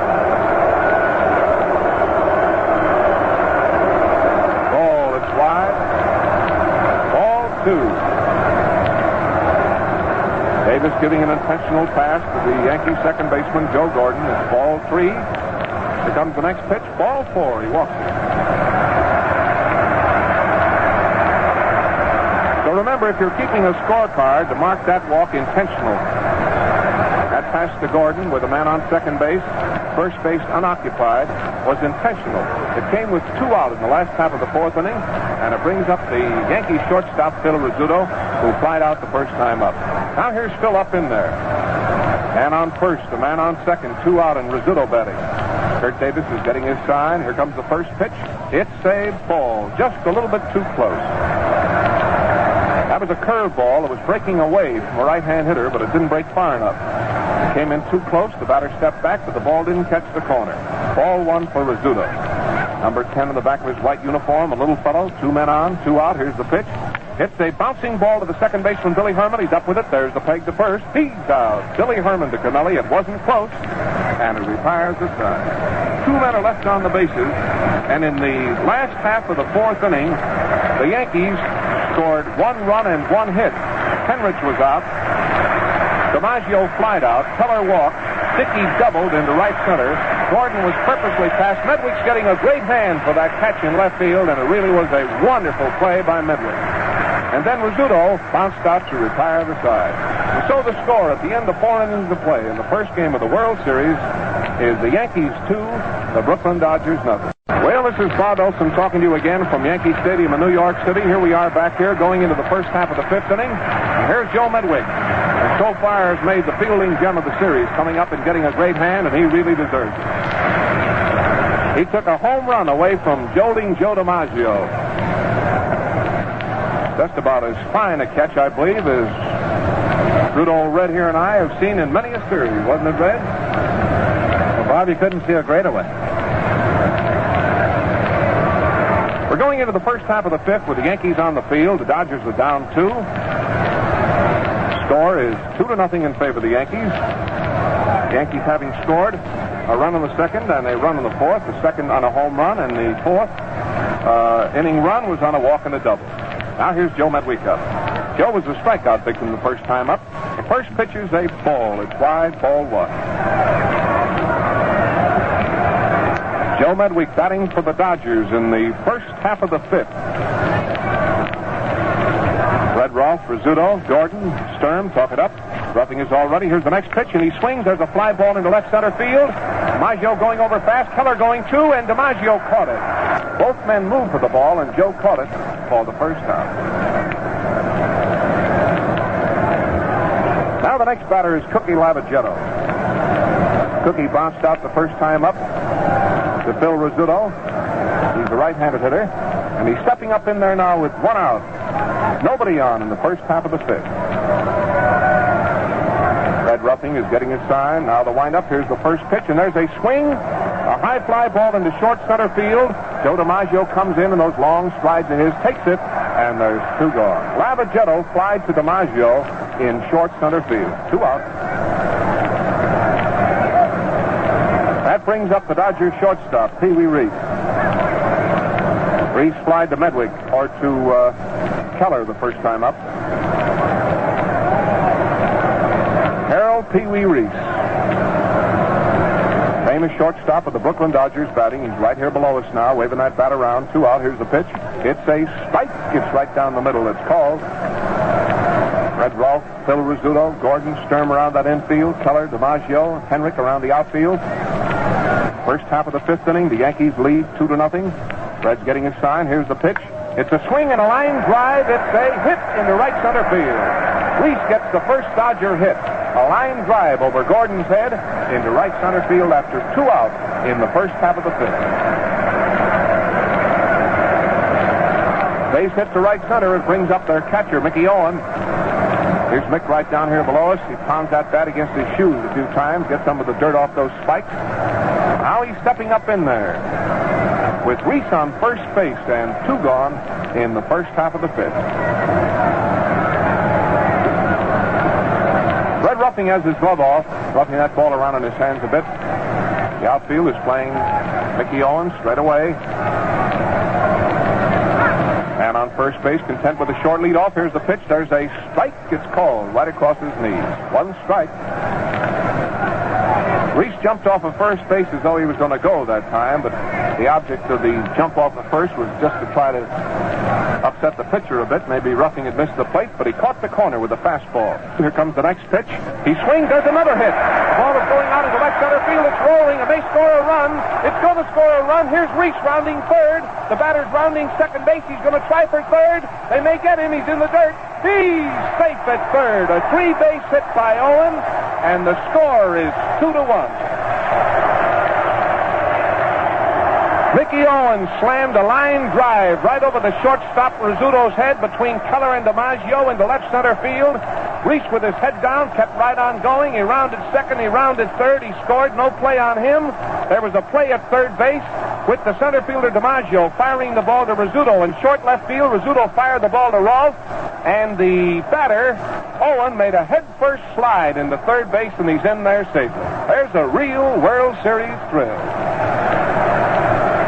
Now the score is 2-1. Mickey Owen. All this has happened after 2 outs. A single by Pee Wee Reese. A triple by Mickey Owen. The tying run is on third with 2 gone, and the pitcher, Curt Davis, is coming up. In that headfirst slide into third base, Owen got some dirt in his face and a little in his eye, and the umpire over there calls time while they get it out. Talk about hits. Fans are sure going for that World Series special Gillette Tech razor. Boy, that was a hit. Now the score 2-1, first game of the World Series. We're in the first half of the 5th inning with the Yankees leading the Dodgers and Davis up with a chance to tie it up. Here comes the pitch. He swings. Here's a foul. It's out of play. It's up into the upper deck, and it's 1 strike on Davis. After getting the first 2 men, Medwick on a fly ball to left field and Lavagetto on a fly ball to center field, Reese got the first Brooklyn hit. He slammed a line drive over Flash Gordon's head. And then Mickey Owen, with a 231 batting average, drilled a triple between Keller and DiMaggio. He's on third base, and the score is 2-1. Ruffing's getting all set. Here's the pitch. It's a ball. Just missed the corner, and it's 1-1. A lot of excitement here in Yankee Stadium. Boy, what a crowd, and what a ball game they're seeing. In the first game of the 1941 World Series between 2 wonderful teams, the Dodgers and the Yankees. Red Ruffing doubles that ball around in his glove. Tying runners on third base, remember, with 2 out. A run is scored. The score is 2-1. The pitcher, Curt Davis, has a chance to tie it up and aid his own cause. Ruffing working cautiously on him. Owen takes a long run down that third baseline. Here's the pitch to Davis. Davis hits the ground ball to the shortstop, Rizzuto. He's up with it. There goes the peg. He's out. Rizzuto to Sturm. The tying run is left on third, and that retires the side. And so in that inning, Medwick flied out, Lavagetto flied out, Reese singled to right center field, Owen tripled to left center field, scoring a run, and Owen was left on third base while the pitcher, Curt Davis, bounced out to retire the side. And so, friends, that's the end of the first half of the 5th inning, and that is the half of the ball game. And this is Bob Belson, who's had the pleasure of bringing you this first half of the ball game, turning our mutual microphone over now to my good friend, who I had the pleasure of working with for many, many World Series, and I don't think we'll find a more exciting series that we're in right now. One of the country's best-known baseball broadcasters and a voice known to all of you, my good friend from station WOR, the old redhead Red Barber. Come in, Red. It's a swell ball game I'm giving you, too. I'll say it is, Bob. And at the end of 4.5 innings, at the halfway point, it is 2 runs, 3 hits, and no errors for the Yankees. It is 1 run, 2 hits, and no errors for the Dodgers. And everything is earned in the way of runs. And the hits have all been sharp and clean. There have been no scratches. Or as the boys in the trade say, no bleeders. 2-1, favor the Yankees. And a great spectacular catch by Medwick, who took a home run away from DiMaggio in the 4th inning, as Bob so graphically pointed out for you. And Red Ruffing has been smoothness personified. Ruffing, after walking on 4 straight pitches, Dixie Walker, the first hitter of the game, then retired in order the next 14 men. And with 2 gone, Reese began it with a single. Owen followed with a triple and the headlong slide, reminiscent of the Gas House Gang from St. Louis, then to third base, and then Davis bounced out short to first. Curt Davis just finished throwing down to Pete Coscarard, utility second baseman, who had the mid up there as Mickey Owen, who was coming in toward the plate when the last out was made, had to go back into the dugout and put the tools on. The Brooklyn infield is Camilli at first, Billy Herman at second, Pee Wee Reese at short, and Harry Lavagetto at third. The outfield is Medwick in left, in center is Riza, and in right field, Fred Walker. And stepping in for the Yankees is pitcher Red Ruffing himself.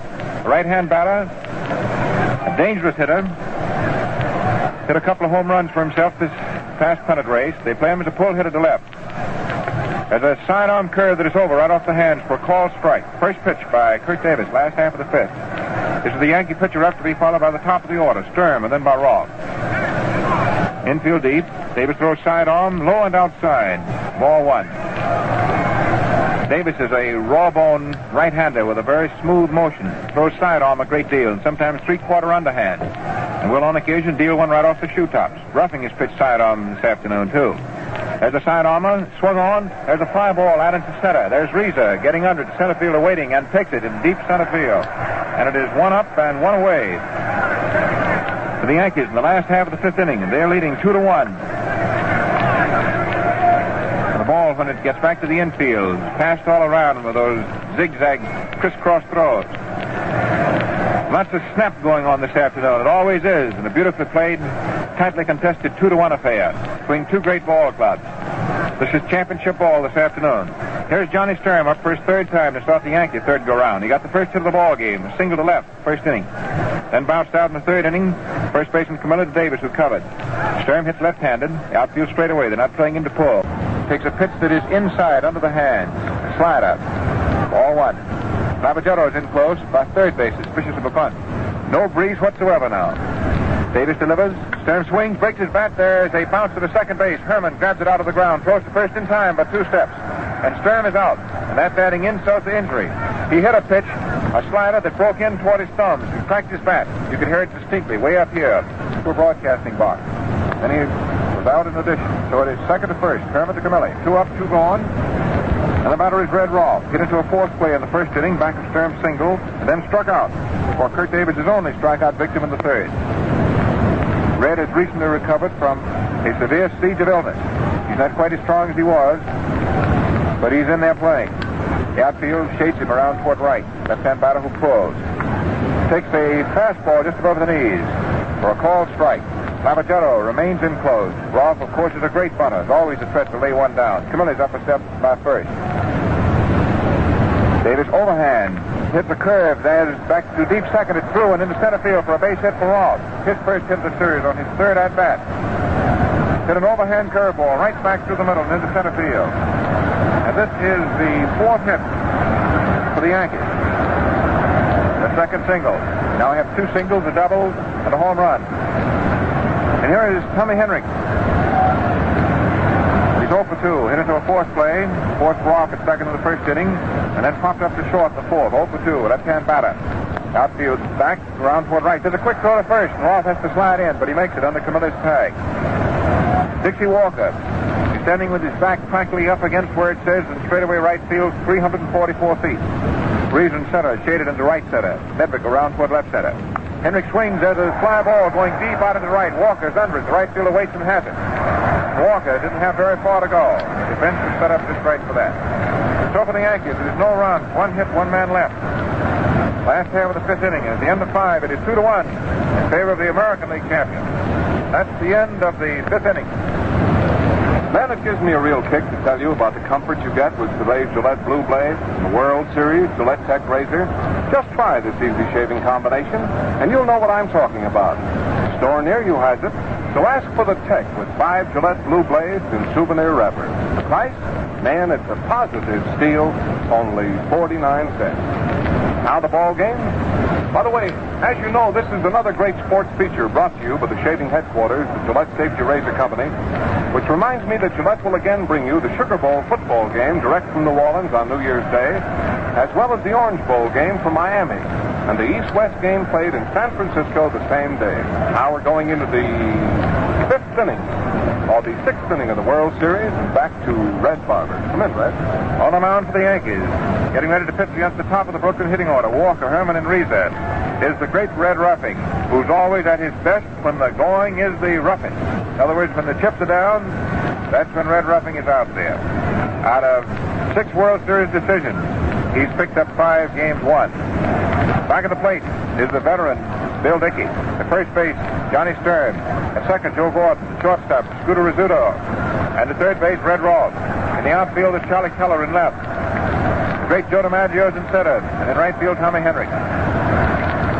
Dixie Walker, who is 0 for 1. Drew a base on balls in the first inning, hit a fly ball to left field in the third. And for Walker, this means something to be playing in this World Series game today, because he came up to the major leagues first of all here at the stadium. Takes a fast call strike right off the hand. Outfield around toward right. They're playing Walker to pull. Right side of the infield is deep. The left side is up a step at short. Walker takes a fastball inside at the knees.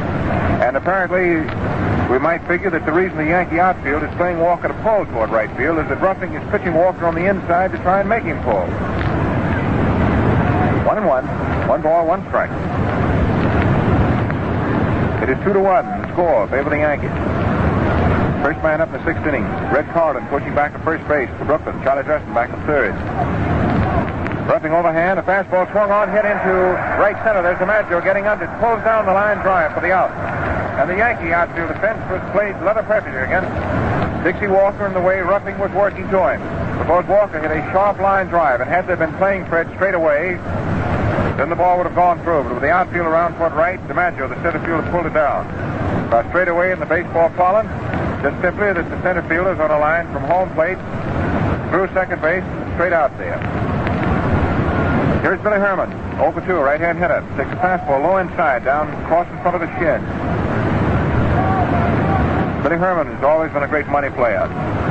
Some of those tremendous Cub drives in September, he was a spearhead. Ruffing throws, swung on, hit foul on the ground, back to third. Charlie Dresden retrieves it. 1-1, 1 out. Base is empty. Top of the 6th inning. The infield now, with the exception of the skin portion between third and short, is completely in shadow. The sun field here at the stadium is left field, which means that Keller for the Yankees, who's out there now, and Medwick for the Dodgers are the sun fielders for the afternoon. In most parks, you know, the sun field is right field. 1-1. Herman crouches, working deep back in the box. Takes a let-up curve that is high. Ruffing sort of shakes his head sadly. 2-1. That one was close. Dismissed. 2-1. Everything quiet for the moment. Greatest of all World Series crowd sitting back waiting for an explosion. Ruffing throws overhand a fastball that is inside. And that one was close again. Dismissed by a tick. 3-1. Herman, now that the count is his way, looks down to third base coach Charlie Dresden to see if the hit of the take is on. And then Herman turns around and looks right back toward DeRocher, who is standing in the front of the Brooklyn dugout. The Dodger dugout is behind first base. The Yankee dugout, the one they always use, is alongside third. 3-1. Ruffing comes down with an inside curve high for ball 4 as Herman walks. That's the second base on ball given up by Charlie. And this means now that Ruffing has put on. The tying run at first base with 1 away in the top of the 6th. 2-1 favor the Yankees. And here is Pete Reese. Be followed by Dolph Camilli. The outfield goes around toward right on Reese. They play him to pull. Reese is a left-hand hitter today. Up until 2 years ago, he was a switch hitter. But he hits exclusively now left-handed. He looks small, but he's very compact. Weighs 180 pounds. The infield is up halfway. Ruffing in position, looks at first, throws. Reese takes a fastball low inside. Ball 1. Johnny Sturm is holding first base against Herman, the runner, and then, of course, goes out in toward second base a couple of steps on the plate with motion of Ruffing's right arm. Gordon is a step over toward first. Rizzuto a step in toward second. Ruffing throws. Reese takes low inside, a sharp curve right off the kneecaps for ball 2. 2-0, and Bill Dickey walks halfway out the mound and says something to Ruffing. Here's Gordon coming in from second base. In this World Series, the American League custom is set up and established, in which that only 2 players, that's the catcher and 1 infielder, or 2 infielders, plus the manager, will be allowed to come up at any time and talk to the pitcher. The National League custom is the whole infield can come around if it wants to, but not in the World Series this year. Ruffing in position delivers 2-0. On the outside, a fastball that missed the ball 3. And Ruffing did not want to miss with that one. But that was a big pitch, that 2-0 pitch. And when he missed with it, a fastball on the outside thrown by a right-hander to a left-hand hitter. There was no more outside than just the width of a Gillette blue blade. 3-0. Billy Herman at first, 1 out. Ruffing pitches 3-0. Low. He got it over, but under the knees. The ball 4. 2 straight walks. And the tying run is moved down to second base. And here's Camilli. Stepping in. Charlie Dresden comes running in from third. The third base coach talks to Camilli for the moment. Dickey goes all the way out to the mound to talk to Ruffing. Now the veteran Yankee battery had its heads together. Here is Gordon coming in from second. Ruffing is standing around out there, kicking his spikes against pitcher's rubber. With 1 man out, Billy Herman is at second. Pete Reese was at first. Infield is up 1 or 2 steps. Not up as much as they would usually play up, hoping for a double play because of Camilli's tremendous battering strength up there when he gets a hold of it. The outfield is deep and sharply around toward right. Now Ruffing in a spot, Stretches, comes down in position, looks back at second, throws. Strike one call. A brilliant fast curve. Coming in from the outside and breaking down at 2. Left-hand batter. Camilli standing right in the middle of the batter's box, easily balanced. Leans in. Burley right-hander on the mound, delivers. Camilli swings and misses with a fastball thrown down the alley. 0-2. And Ruffing, who got behind and walked Herman and never threw a strike to Reese, isn't wasting any time for that strike going to Camilli. He's pitching right in at the first 2. First was taken. Call strike. The second swung on and missed. Camilli is 0 for 2. Twice he's been up, and each time Ruffing has struck him out. Now Red has him underneath. 0 in 2 counts. Let's see. One gone. 2-1 favor the Yankees. Ruffing delivers. Camilli takes high outside after almost going for it. Ball 1. And we have 2 veteran right-handers today, and every time they get any hitter at a disadvantage, they immediately start working on him, sort of pitching around, in and out, like a Cooper walking around the barrel. And there was Ruffing, pitching high and outside and tempting Camilli. Dolph almost had to go after him. 1-2. Ruffing taking his time. He's in no hurry. He's been through this thing many times before. Camilli waiting at the plate. His first World Series. Herman leading down off second, Reese off first. Here's the pitch. It's low inside. A fast curve by the knees. Ball 2. And there was Ruffing after getting 2 strikes to Camilli. Pitching him first high and away, and then again low and down. 2-2. Dickey took his mask off, looked around at the Yankee defense in front of him.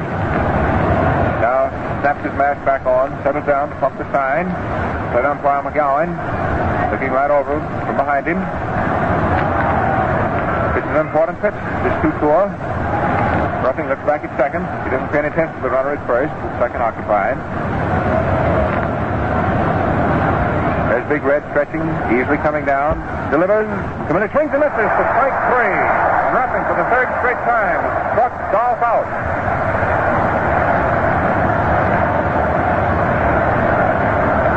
That's a total of 5 strikeouts for Ruffing. And so far, Ruffing is having no trouble with the National League's home run king and run batted in leader. 3 times Dolph has been up. 3 times Ruffing has struck him out. And now it is 2 out in the top of the 6th. The Yankees are still defending every bit of their 2-1 lead. The hitter is Joe Medwick, who has the fielding played to his credit. Right-hand batter. 0 for 2. Outfield toward left. Medwick swings as a bounce to the third. Roth is up with it. Runs over, steps on third for the unassisted force on Herman. The runner coming down from second. That's all for the Brooklyn bid in the top of the 6th. No runs, no hits. 2 men were left. There were no Yankee errors, and it's 2-1. Favor the Yankees. That ends the first half of the 6th inning. Friends, I heard the other day that more and more women are buying blades for their husbands. So here's a special word for you millions of women fans. Now, you certainly know a bargain when you see one. So all I ask is that you take a look at Gillette's combination offer. A 25-cent tube of Gillette shaving cream, either lather or brushless, free with the purchase of 10 improved Gillette Blue blades for 49 cents. That's the price of the blades alone. And believe me, they're well worth it. They have the sharpest edges ever put on steel and whisk off tough beard without the slightest irritation. The shaving cream, either lather or brushless, makes shaving double easy. The supply of these combinations is limited, so see your dealer before he's out of stock and get a supply for the men in your family. Now this first World Series game is going into the last half of the 6th inning, and here's Red. And there's a great hubbub and a commotion that is stirring through the packed stands here at the stadium. DiMaggio is to be first up from the last to the 6th, followed by Keller, then by Dickey. Any one of the 3 reaches base and stays on, then Gordon. Here's Curt Davis, the tall, lean, string bean right-hander. Outfield deep and around toward left on DiMaggio. Great right-hand batter. There's a curveball in there for a called strike. DiMaggio taking the first pitch. Apparently he was going to take it no matter where it was. Off Fletcher is the Yankee third base coach. Earl Combs back at first. DiMaggio with those feet wide apart. That stick way back of his right ear. Sets it, swings halfway, bounces to deep short, reaches up. The throw from behind second is in time by a half step at first.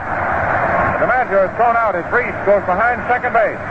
DiMaggio tried to check his swing. He started to swing, pulled his bat back, but despite that, hit the ball sharply and almost through between the shortstop and second base. Reese went over. Flipped it over to first. And for DiMaggio, he's 0 for 3 after hitting 2 fly balls to left field.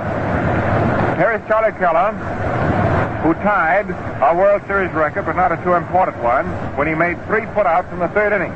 That is the 7th time in the history of World Series that an outfielder has made all 3 putouts in 1 inning. Keller's had 4 putouts in left field. 6 putouts for the left fielder is the record for any one World Series game all time. Big Keller up there, 0 for 1. Takes a pitch low and outside. Davis gave him a bit of a screwball. Ball 1. 1 out, nobody on for the Yankees. Back to the 6th. They're leading 2-1 in this first game. Outfield very deep, way around toward right on Keller, who pulls him. Charlie swings and fouls it straight back onto the screen. 1-1. It was feared in the Yankee camp after September the 11th, and Keller was found to have a chipped bone in what was at first thought to be merely a sprained ankle. And Charlie wouldn't be available for today. But Keller, with an amazing recuperative powers, showed up. Here he is, fit and ready. Drops, and there's a pitch high inside. If he hadn't dropped, it would have turned the peak of his cap around. 2 balls, 1 strike. Right side of the infield, very deep.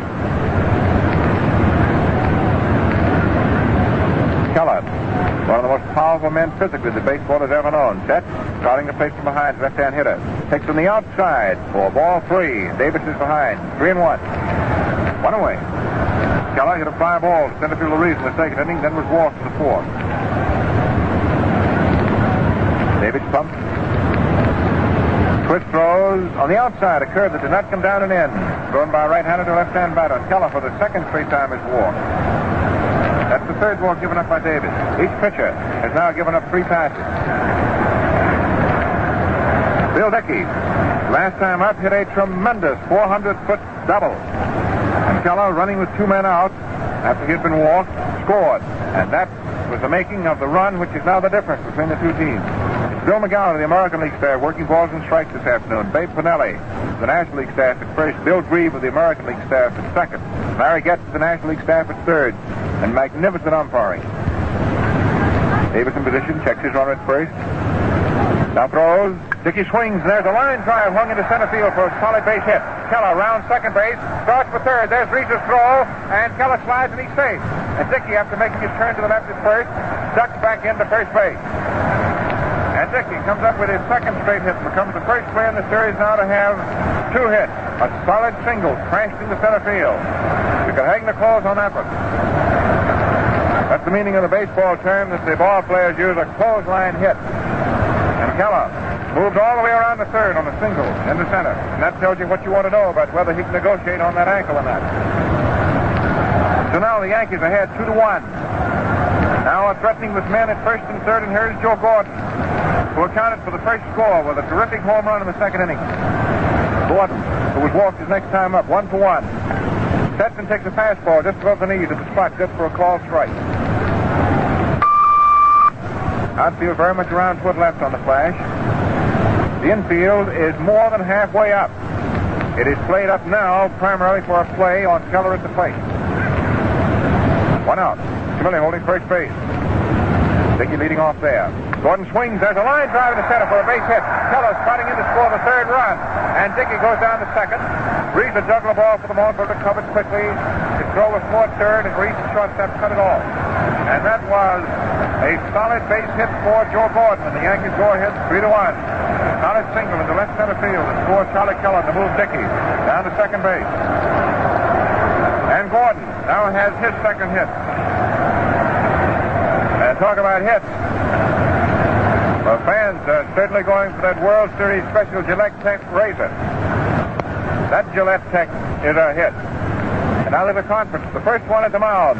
There's DeRocha, the Brooklyn manager, out there talking to Curt Davis. And he's motioning to the Brooklyn bullpen. And Davis has been knocked out here in the last half of the 6th inning. Curt Davis is going out after 5 1/3 innings.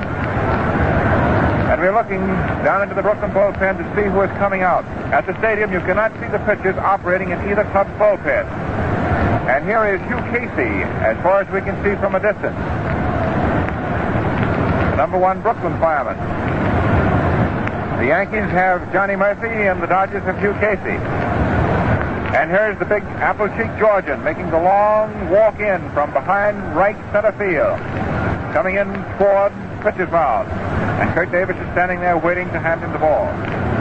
Davis, after 5 1/3 innings, is out. There's the announcement. Number 25, now pitching,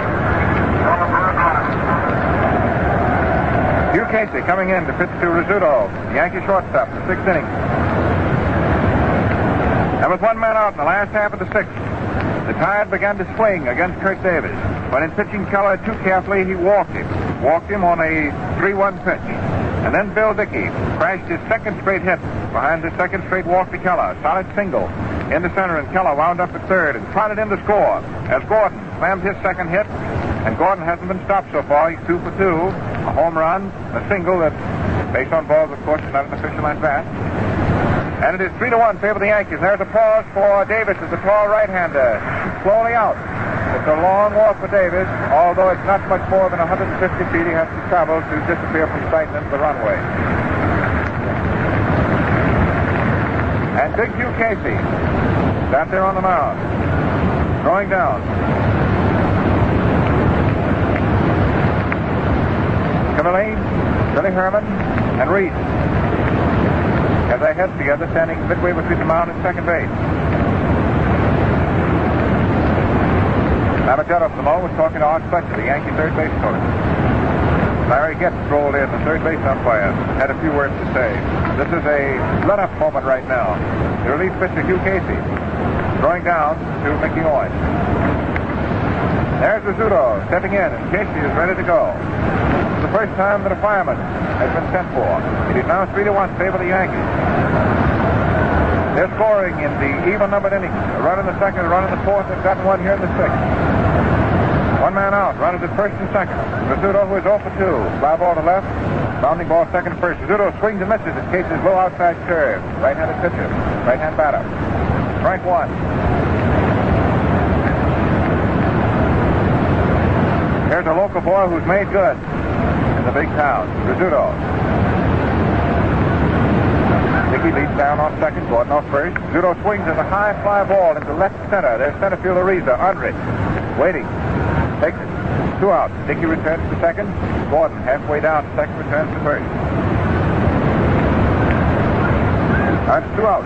That's the 6th inning, and here is Red Ruffing, the Yankee pitcher, coming up to bat for his 3rd time. He's 0 for 2. Bounded out short to 1st in the 3rd inning. A fly ball to center in the 5th. And before Ruffing steps to the plate, let's pause very briefly on this Gillette broadcast for station identification. This is the Mutual Broadcasting System. This is WGN, the voice of the people, Chicago.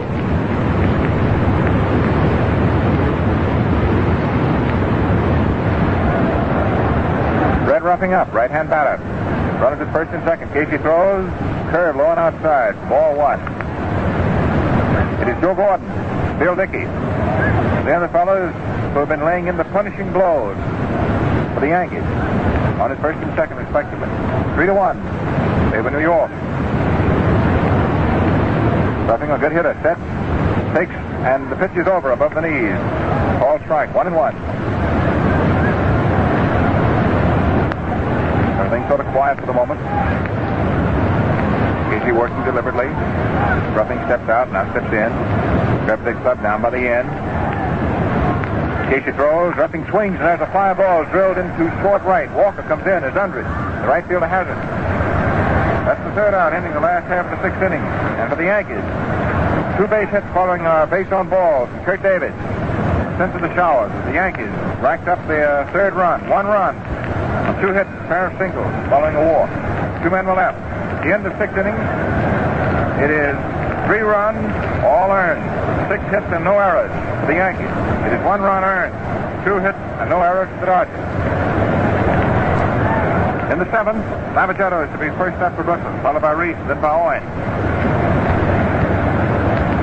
And there are 2 hurlers who are now working in the Brooklyn bullpen. Right-hander Johnny Allen, a former Yankee, who is returning to the stadium in a way in which he's very happy to return. and Larry French, the veteran left-hander who was secured from the Cubs in the just before the Dodgers went on their last Western trip. He was picked up on waivers.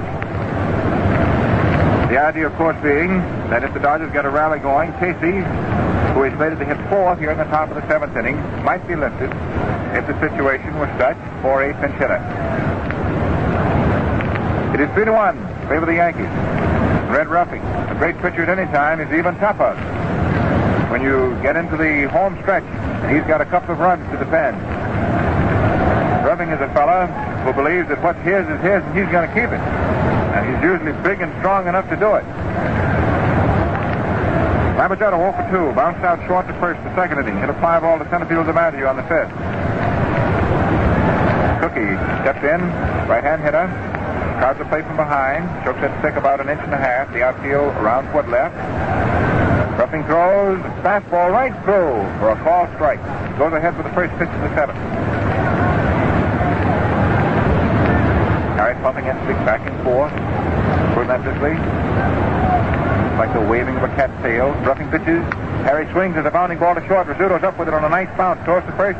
And Sturm juggles the throw that is low, and Lavagetto is on safely. And that, I believe, we're waiting for the official scorer, but that, I believe, will be the first error. A low throw into the ground in front of the first baseman. Sturm went in for it and couldn't come up with it. Lavagetto is safely on in seventh. And there's the word coming down from the official scorers right now. Official scorers for the series, the Tom Swope of the Cincinnati Post, Tommy Holmes of the Brooklyn Eagle, and John Zevich of the New York Times. That's an error on the throw, an error charged against Rizzuto. Lavagetto's at first error of the series, over the seventh inning, and here's Reese. Got the first Brooklyn hit his last at bat. Takes a low outside curve, a fast one. All one. DiMaggio on center field is shaded over toward left center, but Keller is straight away and left, out there in the blinding sunshine. Right field is the shade field at the stadium, especially this time of the year. Henrik is out there straight away. Lavagetto leading off first, not too far. Ruffing steadies him, throws to the plate. Reese swings, bounces it back over the mound, back to second base, and it goes through in the center. Lavagetto holds it second. And Reese bounces his second straight signal right back through the middle. Bounced it completely over Ruffing's head and completely through Gordon, the second baseman, and Rizzuto, the shortstop. A single right through the middle. Dodgers are now at first and second, with nobody out, up the seventh inning. That's the third hit off Ruffing. And Joe Gordon comes in from second to talk to the big Yankee right-hander. Now Dickey goes walking out from back of the plate. And Mickey Owen goes up to the plate, but he is being called back, and Lew Riggs is coming in to pinch hit for him. Lew Riggs, utility third baseman who bats left-handed, and who was the eighth pinch hitter for the Dodgers in that drive for the pennant. And now there is a great star and a hubbub here at the stadium. As the writers would say, the plot thickens.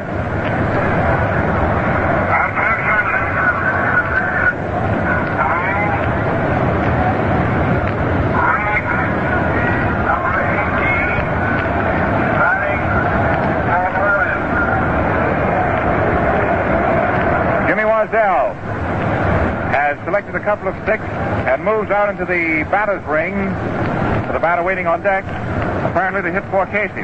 And then he's called back into the Brooklyn dugout. Maybe it is that DeRoche just doesn't want to show his hand so plainly. And Riggs has just been officially announced. We hope you were able to pick it up over the microphone from the public address system. Now it's Lavagetto on at second, Reese on at first, an error, followed by a single. And Riggs, pinch hitting, first pinch hitter of the series. This is his third straight year for the championship ball club. Ruffing throws, Riggs swings, and there's a line drive in the center field. It's in for a base hit. And here is Lavagetto around third. He's coming in two slides under Dickey safely to score the second run. And Reese holds up at second base. DiMaggio threw all the way from center field, and Dickey, blocking the plate, of course, took the ball on the bounce, and just as he did, Lavagetto slid right under him, and then Dickey did not hold the throw. However, Lavagetto was there ahead of him. And Riggs, called on to be the first pinch hitter of the series, goes up and belabors Ruffing's first pitch for a solid single in the center field. Moves Reese down to second base and scores Lavagetto. And and is the fourth hit off Ruffing in the second run. And this is the first run of the 5 that have been scored that is not earned. You're interested in scoring that technically. However, as far as the Dodgers are concerned, and the Yankees too for that matter, it's a run. And it is now 3-2 favor the Yankees. And here's Wasdell, who is going to hit for Casey. Jimmy Wasdell is being called upon as a pinch hitter for the relief pitcher.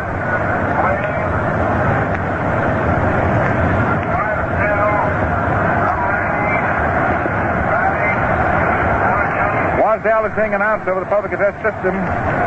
We sat back, but we could barely hear it ourselves. We don't imagine you could. So Wasdell is up. The tying run is at second base. Riggs is at first. It's 3-2. Favor the Yankees. Wasdell swings and misses, going after a sinker. Strike one swinging. He's a bulky left-hand batter. Of course, pleases Wasdell coming back to the stadium because he was an American leaguer. The Dodgers picked up 2 years ago from Washington on waivers. Outfield around somewhat right on Wasdell. Riggs off first, Reese off second. Ruffing throws, Wasdell swings and fouls it into the stands behind third. It is strike 2. And there he is, number 13 for the Dodgers, Kirby Higbee. With his glove on a trot, going around skirting behind right field, going to the Brooklyn bullpen to get ready. And time is called as Wasdell cuts across the playing surface behind right field to go over the gate and into the runway. Now Higbee climbs over the low fence and is in, off the playing field. Wasdell steps back in. Big Yankee right-handed position. Looks at second. Throws. Wasdell swings, and there's a foul coming down alongside third. Rolfe is coming over fast and grabs it right in front of the Yankee dugout. And here comes Reese to third base, and he is out. Rolfe throwing to Rizzuto, the shortstop. Reese trying to advance after the catch of the foul in front of the Yankee dugout is doubled up. The first double play of the World Series. Reese came down from second. And Red Ruff, after making the catch, quickly whirled through to shortstop Rizzuto, who knew where to be and was there at third base. And so Wasdell, in fouling out to third baseman Ruff, fouls into a double play. Lew Riggs remains at first. Third baseman for the shortstop. First double play of the day. So it is 3-2 favor the Yankees. Where just a second ago there was nobody out. Now it is 2 gone. Brooklyn advanced top of the 7th. And the potential tying run is at first base, 270 feet away. And Red Ruffing breathed a lot easier. That was a play that helped him. So far his roughest moment of the day. And Dixie Walker, leadoffer, 0 for 2. Is up, left-hand batter, former Yankee. There's a fastball missing outside. Ball 1. Walker crowds the plate, over the close stand, feet close together, bench fairly erect. Took that stick about an inch. Riggs ready to go on anything, leads off first, and Sturm is holding the bag against him, roughing in position, checks his runner, has that 15 on the back of his shirt. That's how many games he won this last year, too. Big fella comes down. Walker swings as a bounding ball straight to second. Joe Gordon up with it. The throw goes to first in time by 7 or 8 steps. Walker is easily out. Second to first. And for Brooklyn, it is 1 run on 2 hits. There was 1 man left, and there was 1 Yankee error. And we had the first error, first unearned run, the first double play, first pinch hitter, etc. in the top of the 7th inning. Well, those are a few things to remember. And friends, too, let's not forget that a swell way to talk turkey to Hitler long before our November Turkey Day is to walk into your bank or post office and say, "Give me a U.S. defense bond," or just fork over a few pennies for United States defense stamps. Let's confine our scrapping to the baseball diamond, or the gridiron, or the ring. Last half of the 7th inning. Johnny Sturm, the rookie first baseman, to lead it off for the Yankees. He is their leadoffer. He got the first hit of the ball game. He's 1 for 3. To be followed by Roth and then by Henry. And we're waiting now for relief pitcher for the Dodgers. And coming out of the bullpen is Larry French, the veteran left-hander. But now he's starting back. Just a moment. Maybe he's not the one that DeRocher wants. Apparently he isn't. Because French comes over the fence and walks at least 10 paces into right field. And then is waved back. And he stands at the fence looking back into the bullpen. And Herman Franks, who is coming in to catch, as Mickey Owen, the catcher, gave away the pinch hitter Riggs, is motioning for a right-hander to come in. There's the announcement. And Johnny Allen is announced.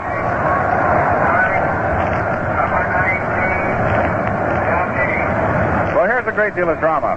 Johnny Allen, who came up to the big show with the Yankees here at the stadium, and then was dealt away, you'll remember, to Cleveland, then went from Cleveland to the Browns, and then was waved out of the American League and was bought by Brooklyn in the middle of this summer. Johnny Allen comes back to make a reappearance at the stadium. This time he's not wearing an American League uniform, and here he is coming in to relieve, and the ball game is on tenterhooks. 1 run separates the two clubs. It is 3-2 in favor of the American League champions, the Yankees, who, after missing last year, have resumed their habit of being back in the World Series. Johnny Allen coming in, a right-hander, the second relief pitcher for Brooklyn, and the fourth pitcher in the ball game. And Herman Franks comes on to do the catching.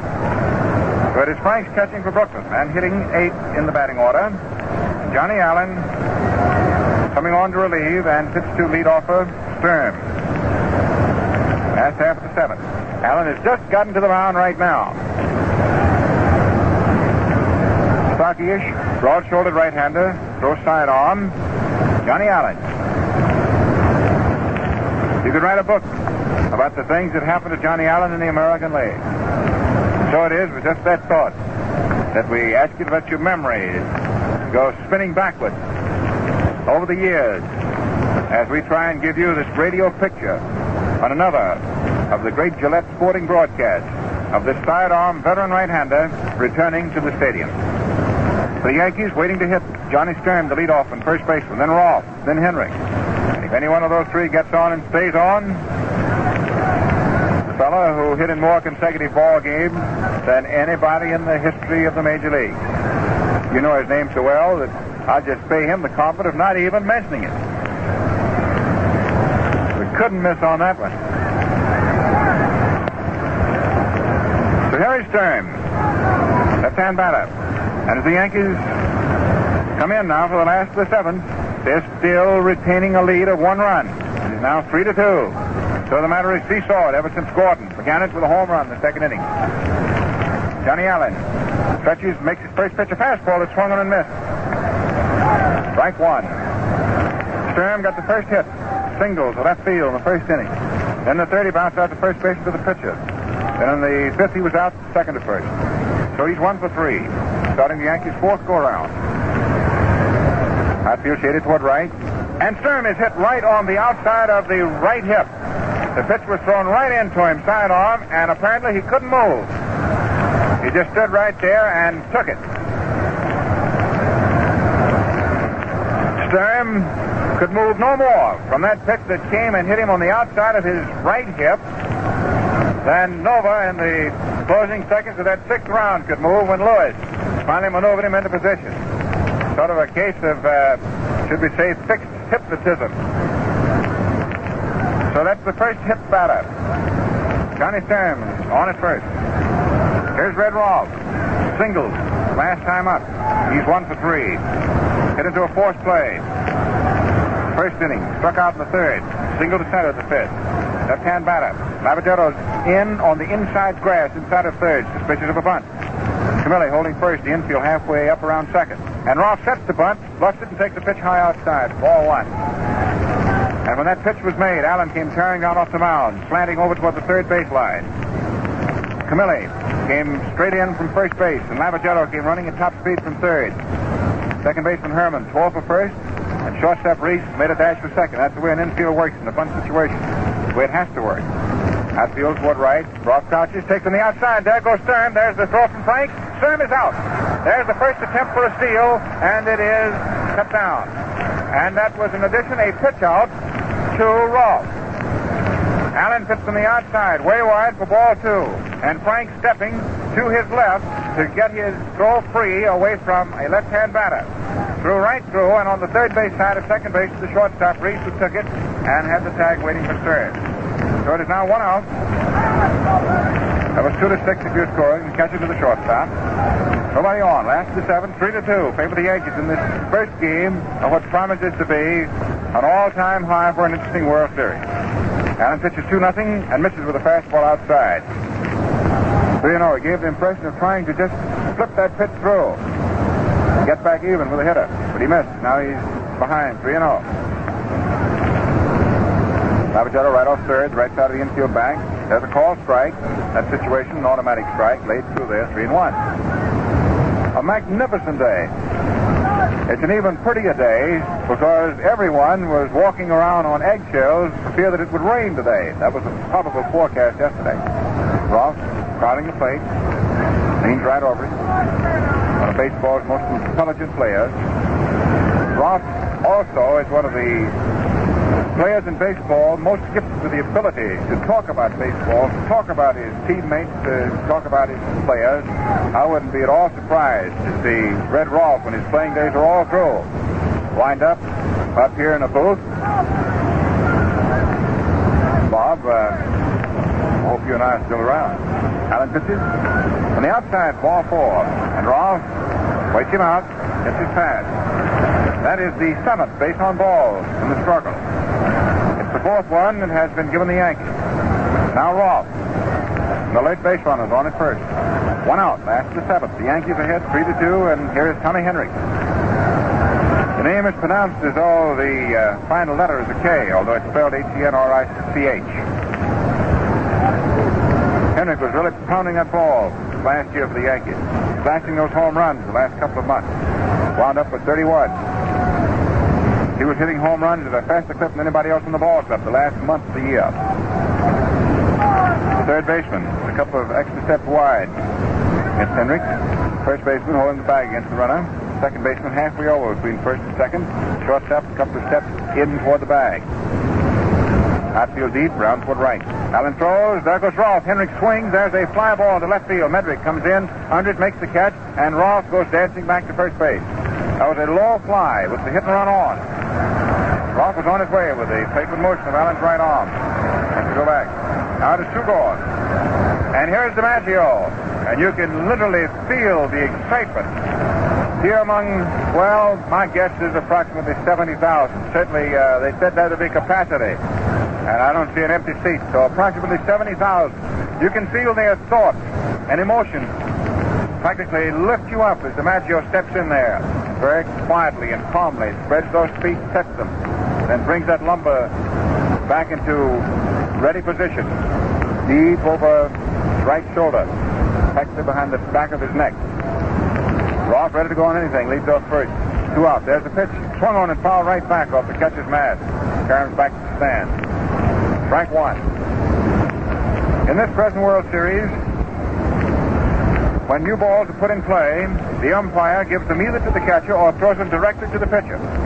As a time-saving gesture, there is to be no throwing in of new balls to infielders and passing of new balls around. Let's check the great ball player's record for the afternoon. The first inning, a fly ball to left field to Medwick. In the 4th inning, looked like a home run to everybody in the park with Medwick. And Joe timed it, and as Bob told you, leaped up and pulled it down with one hand and landed flat on his shoulder blades. That's how high and how much momentum he lost when he was coming down after making the catch, but he held on to it. And then he was thrown out by the shortstop in the 6th. So he's 0 for 3. Johnny Allen nods to Herman Franks' sign. New battery. DiMaggio waiting. Almost coldly. Set. The pitch is swung on. There's a long fly ball to the center. Reese is getting under it after a short run. Waits. Takes it. And DiMaggio is now 0 for 4. Johnny Allen pitches out of trouble with a hit batter and a base on balls. And at the end of 7 innings, it is 3-2 in favor of the Yankees. And it's the no runs and no hits. And that was the end of the 7th inning. Attention. Friends, I could talk from now until the last out, and still not wise you up to all the comfort you get with the new Tech razor and the Gillette Blue Blade. 4 major improvements make this the sweetest shaving instrument you ever laid hands on. Now your dealer offers you the World Series Special Gillette Tech in souvenir wrapper with 5 of today's improved Gillette Blue Blades for only 49 cents. Get it at experienced real shaving company. Now we're going to pause for station identification. You're listening to the broadcast of the first game of the World Series from Yankee Stadium in New York City. This is the coast-to-coast network of the Mutual Broadcasting System. This is WGN, the voice of the people, Chicago. This is the old redhead sneaking in against this Mutual microphone on another Gillette broadcast as we start the 8th inning. And the announcement that was over the public address just a few seconds ago while Bob was talking to you was nothing more than a standard announcement made in the Major League Park warning spectators from throwing anything out onto the playing field because it might interfere with the play of the game. Just standard practice. There's been nothing thrown. And, well, I don't remember anything being thrown in the World Series since that 1934 ball game in Detroit. But that was enough thrown that day to go for many years. The 8th inning. The Dodgers come in to bat against Red Ruffing. The big burly right-hander. It's a run to the good, and he's always tough. And he's tougher when you get down into the closing stages. It is 3-2 the Yankees. Billy Herman, first up in the 8th. Takes a pitch that is inside by the hands, dismissing. Ball 1. Herman bounced out third to first with a hit and run on the first inning and moved Walker down to second. The 4th inning, grounded out short to first. And the 6th, to a base on balls. That was a spot that Ruffing had trouble on the 6th. He walked 2. Herman and Riese with 1 out in the 6th, but he got out of it. Pitches now to Herman. Swung on. There's a bounding ball to deep short. Rizzuto up with it. The long throw is in time, but 2 steps. Billy Herman is out. Short to first. 1 up, 1 away. And here is Pete Riese. And the National League batting champion has this afternoon been stopped. Fly ball to center field. DiMaggio pulled it in the first inning. Then he struck out in the 4th. Drew a walk in the 6th. Left-hand batter. Outfield around toward right. Left side of the infield up, the right side upper step. Here's Riese at the end of his first full season, the batting champion, and he cost the Dodgers $100. Swings and has a line drive, which Rizzuto at short holds right by his ankles, and it doesn't get away from him. And he takes a base hit away from Riese. Hit an outside pitch. Sharp line drive, which shortstop Rizzuto grabbed right down between his ankles, and he stayed with it. Now there's 2 out. Top of the 8th. And here's Camilli, who's been up 3 times, and each time Ruffing has struck him out. And he's pitched here, and he's pitched there, and he's given him some of this and some of that. Pitched all around him. Camilli digs in, swings, and there is a high fly ball going into deep center. DiMaggio goes back, and pulls it down. It's hit well over 400 feet. But in the Yankee Stadium, it's 461. The way that ball was struck to the wall. So it was just the 3rd out. Another put out for DiMaggio. And that ends the first half of the 8th inning. You know, just before I left the Dodgers dressing room this afternoon, I popped a question to a few of the boys there, and here's what I learned. These fellows from DeRocher, Herman, and Reese to Riggs and Johnny Allen say the World Series Gillette Tech razor is really tough. You can't match the shaving comfort I get with that new Tech, said Jimmy Wasdell. The less time it takes me to shave, the better I like it, said Harry Lavagetto. And that's why it's Tech for me. Blades last longer in my World Series Tech. And so they go. Find out why the new Tech makes such a hit. Just see its 24-karat gold-plated head and contrasting ebonized metal handle. Ask your dealer for the World Series Special Gillette Tech razor in souvenir wrapper bearing the official pennants of both leagues. And with 5 Gillette Blue Blades included, you pay only 49 cents. Buy it. Try it. And if you don't agree this is the easiest shaving combination you've ever used, your money back. Last half of the 8th, and here's this. Charlie Keller, Bill Dickey, Joe Gordon. That's all that Johnny Allen has to face the last of the 8th. It's quite an assignment when you're pitching to this Yankee batting order. Any one of those fellows, this Yankee batting order this afternoon, is good for a home run at any time. The Yankee batting order today represents a total of 141 home runs, hitting the pennant race. Brooklyn's starting batting order, and we're counting in the pitchers, represented a total of 84. And there's been only 1 home run struck. Yankees lead 3-2. Here's Keller. Walks his last two at bat. Swings. There's a hot one down to second base. Herman up with it. Throws to first, and Keller is out. And he was running at full steam ahead, going down the line. When he saw it was out, he slowed down, and you could see a shade limp on that right ankle.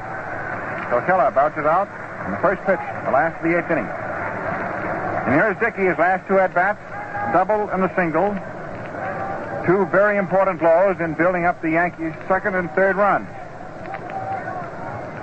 3-2. Favor New York. One out, last of the eighth. Allen delivers. Dickey swings. There's a high fly ball. It's going back into right field. Walker goes back, waits in front of the wall, and pulls it down for the out. That was hit a long way, but it was hit tremendously high. Now it is two up, but two gone, last of the eighth. And the batter is Joe Gordon, who's had a home run, a base on balls, and a single. Has knocked in 2 runs and has scored 1. Otherwise, he hasn't done very much. The only batter who's hitting at 1,000 so far in the World Series. Outfield very much around toward left. Johnny Allen pitches a fastball high and outside. He dealt that one a 3/4 underhand when he started it out there on the mound. Stocky, veteran right-hander. 2 outs. Base is empty.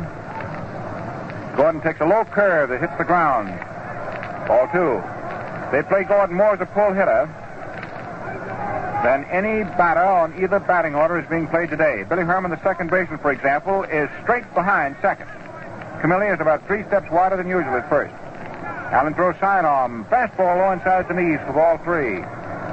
And Joe Gordon is now in the catbird seat. Sitting pretty, 3-0. Outfield deeply around toward left. The 3-0 pitch is swung on and fouled back. And that might tell you something about how the Yankees' strategy is operating right now. When a batter goes after a 3-0 pitch, you know that he's up there hitting all the way if he wants to. So there was Gordon going after the fat one. That's 3-1. Allen throws a curve inside for ball 4, and Gordon walks, and that preserves his bid for a perfect day today. That's 2 hits and 2 walks for him, 2 for 2. That's the second walk given up by Allen, the 5th walk the Yankees have received, and it is the 8th base on balls in the ball game. Phil Rizzuto, who's gone 0 for 3.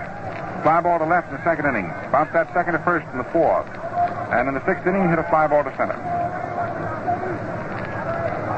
Stocky, quick moving, right-hand hitting shortstop.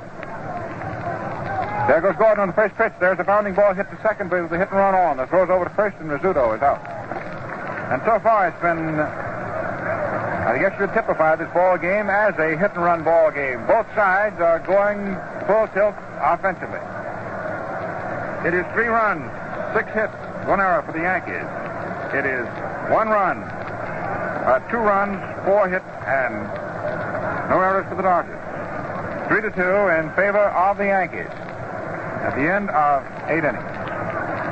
And fellas, there's no need to sacrifice shaving comfort another day.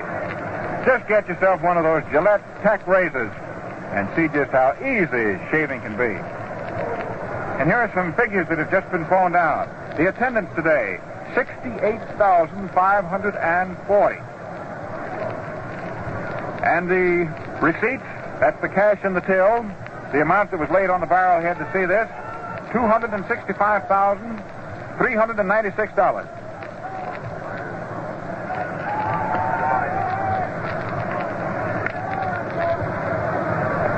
Start the 9th inning. Joe Medwick to be first up, followed by Lavagetto, then by Reese. Those figures that we just gave you on cash, a new world's record, and a new world's record for attendance.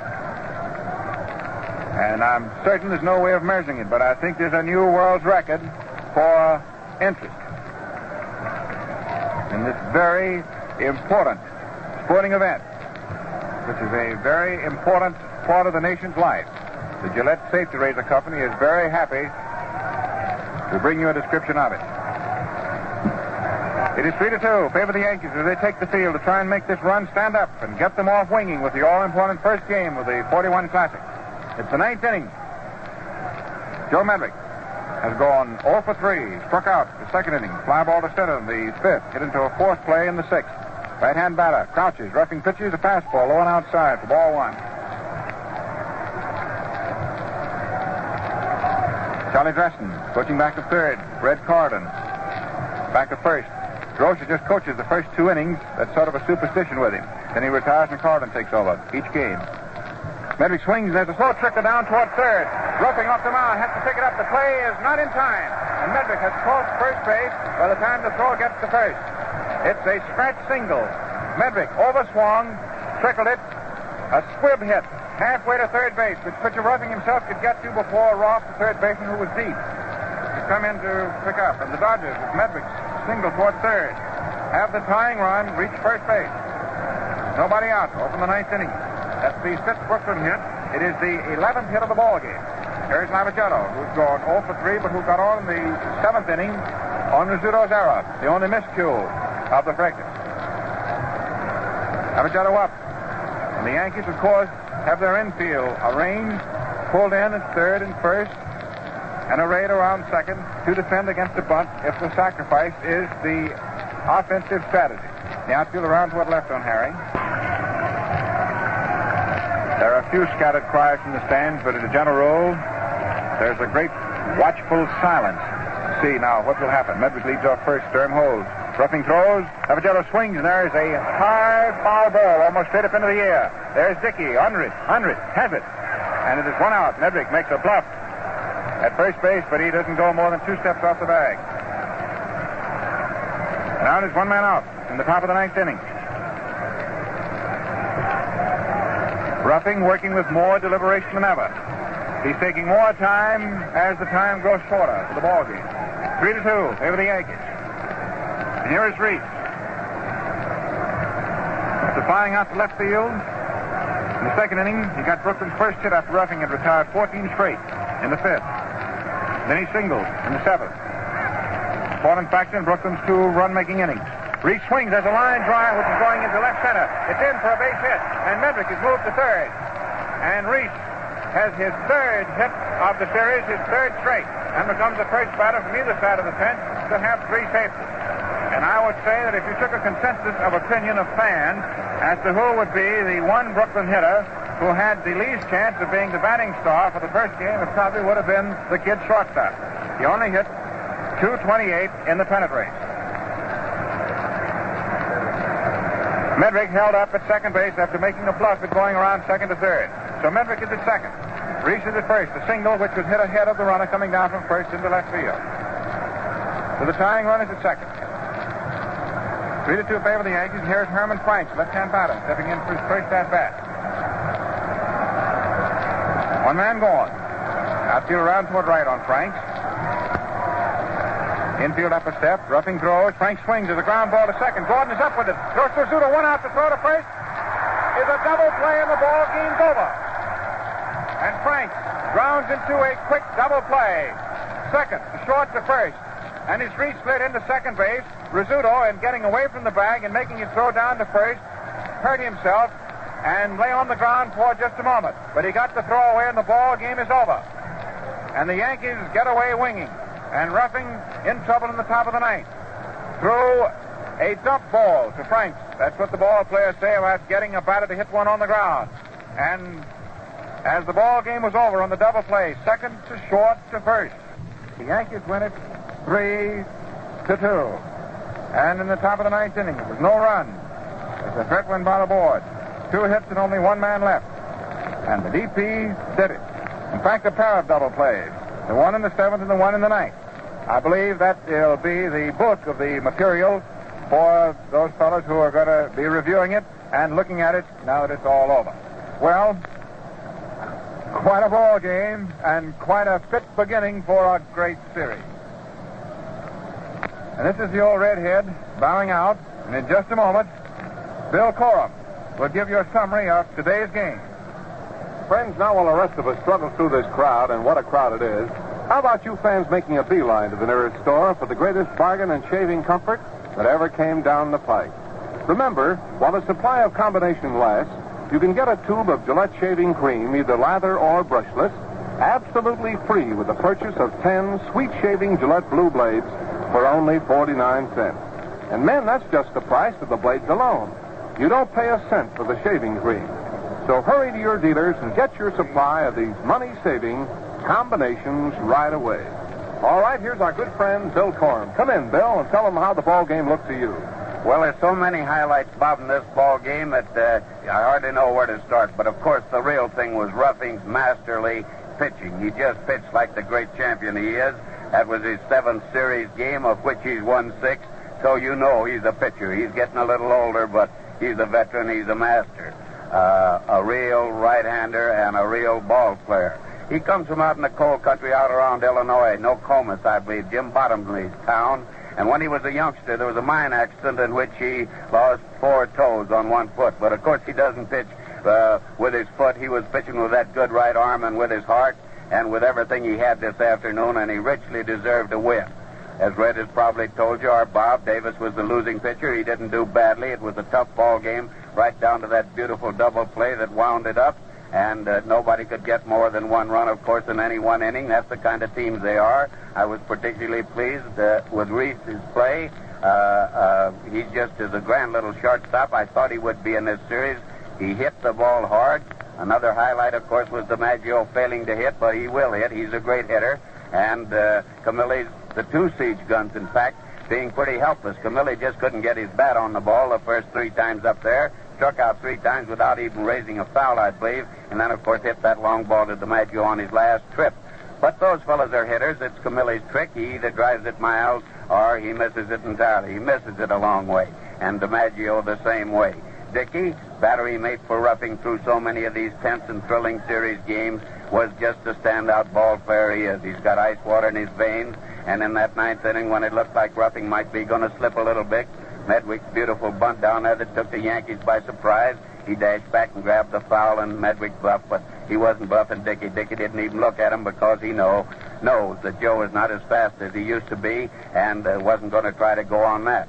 That one play where the Dodgers did try that might have been the turning point. You've got to play baseball, however, and take those chances, and I saw nothing wrong with it. You'll read a lot about Reese coming down there after Rolfe grabbed that foul and running into a double play, which hurt Brooklyn a lot.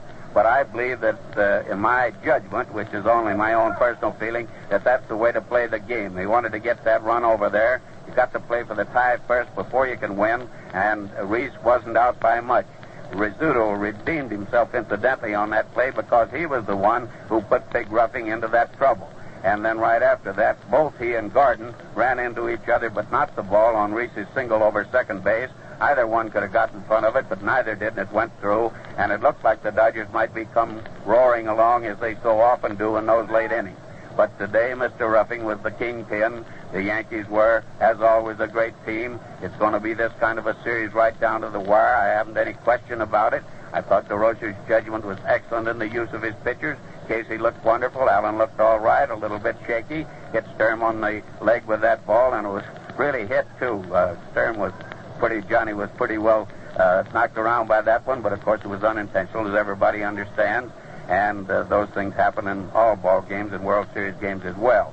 I thought DeRocher did well to save Higbee. You can't throw in there. There are going to be a lot of games. Naturally, everybody who knows baseball and all you listeners and all this record crowd here, a record crowd both in attendance and in money paid in for any World Series and all the history of the game, know how important that first game is. You just can't take it away. It was a great break for the Yankees to be able to get through. It was tough for the Dodgers not to get it because it's going to count a lot, and it gives McCarthy a chance to jockey his pitchers a little. I sort of have a hunch, I may be wrong, that Gomez will go for him tomorrow. Lefty's never lost a World Series game. Joe would like very much to see him win one in this series, and this would look like the spot here on his home ground where he might take a chance with him, and I sort of have a hunch that he will. I don't believe he would if Ruffing hadn't pulled through with that great job of pitching.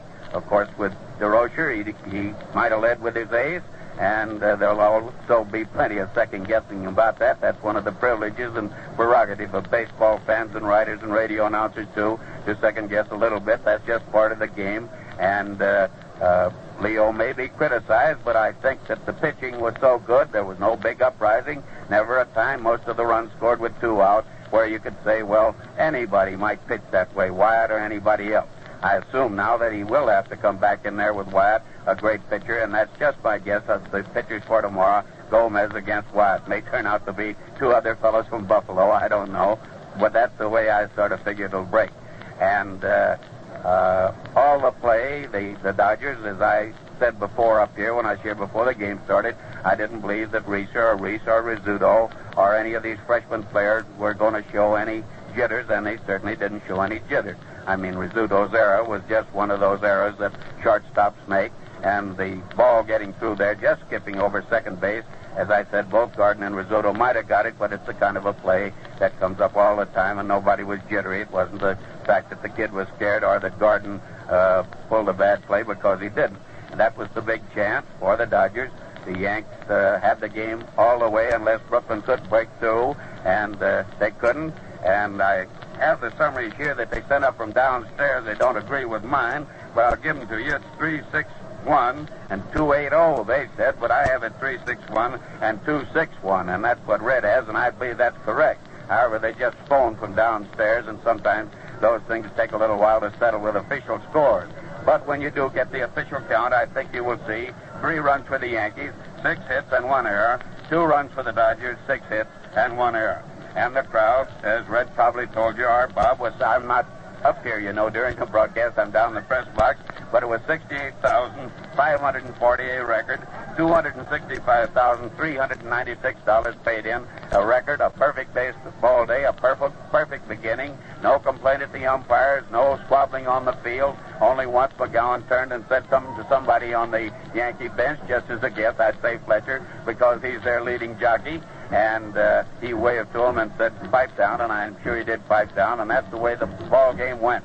There was no squawking anywhere, no anything, but just good, clean, fine baseball, a wonderful crowd, a wonderful day, and 2 wonderful teams, and I guess that about winds it up until tomorrow. And now I'll turn you back to Bob Belson, and he'll give you what he's got there. Thanks very much, Bill Corn. That was nice summing up.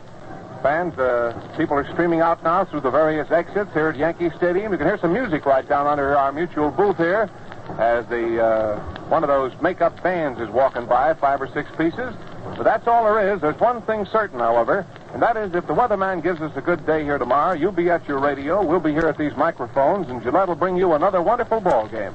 And so this is Bob Elson saying goodbye for all of us, for Red Barber, Bill Corm, and myself. We'll be back here tomorrow at 1:15 Eastern Standard Time to give you the play-by-play description of the second game of the World Series through the courtesy of the Gillette Safety Razor Company. This is the Coast-to-Coast network of the Mutual Broadcasting System.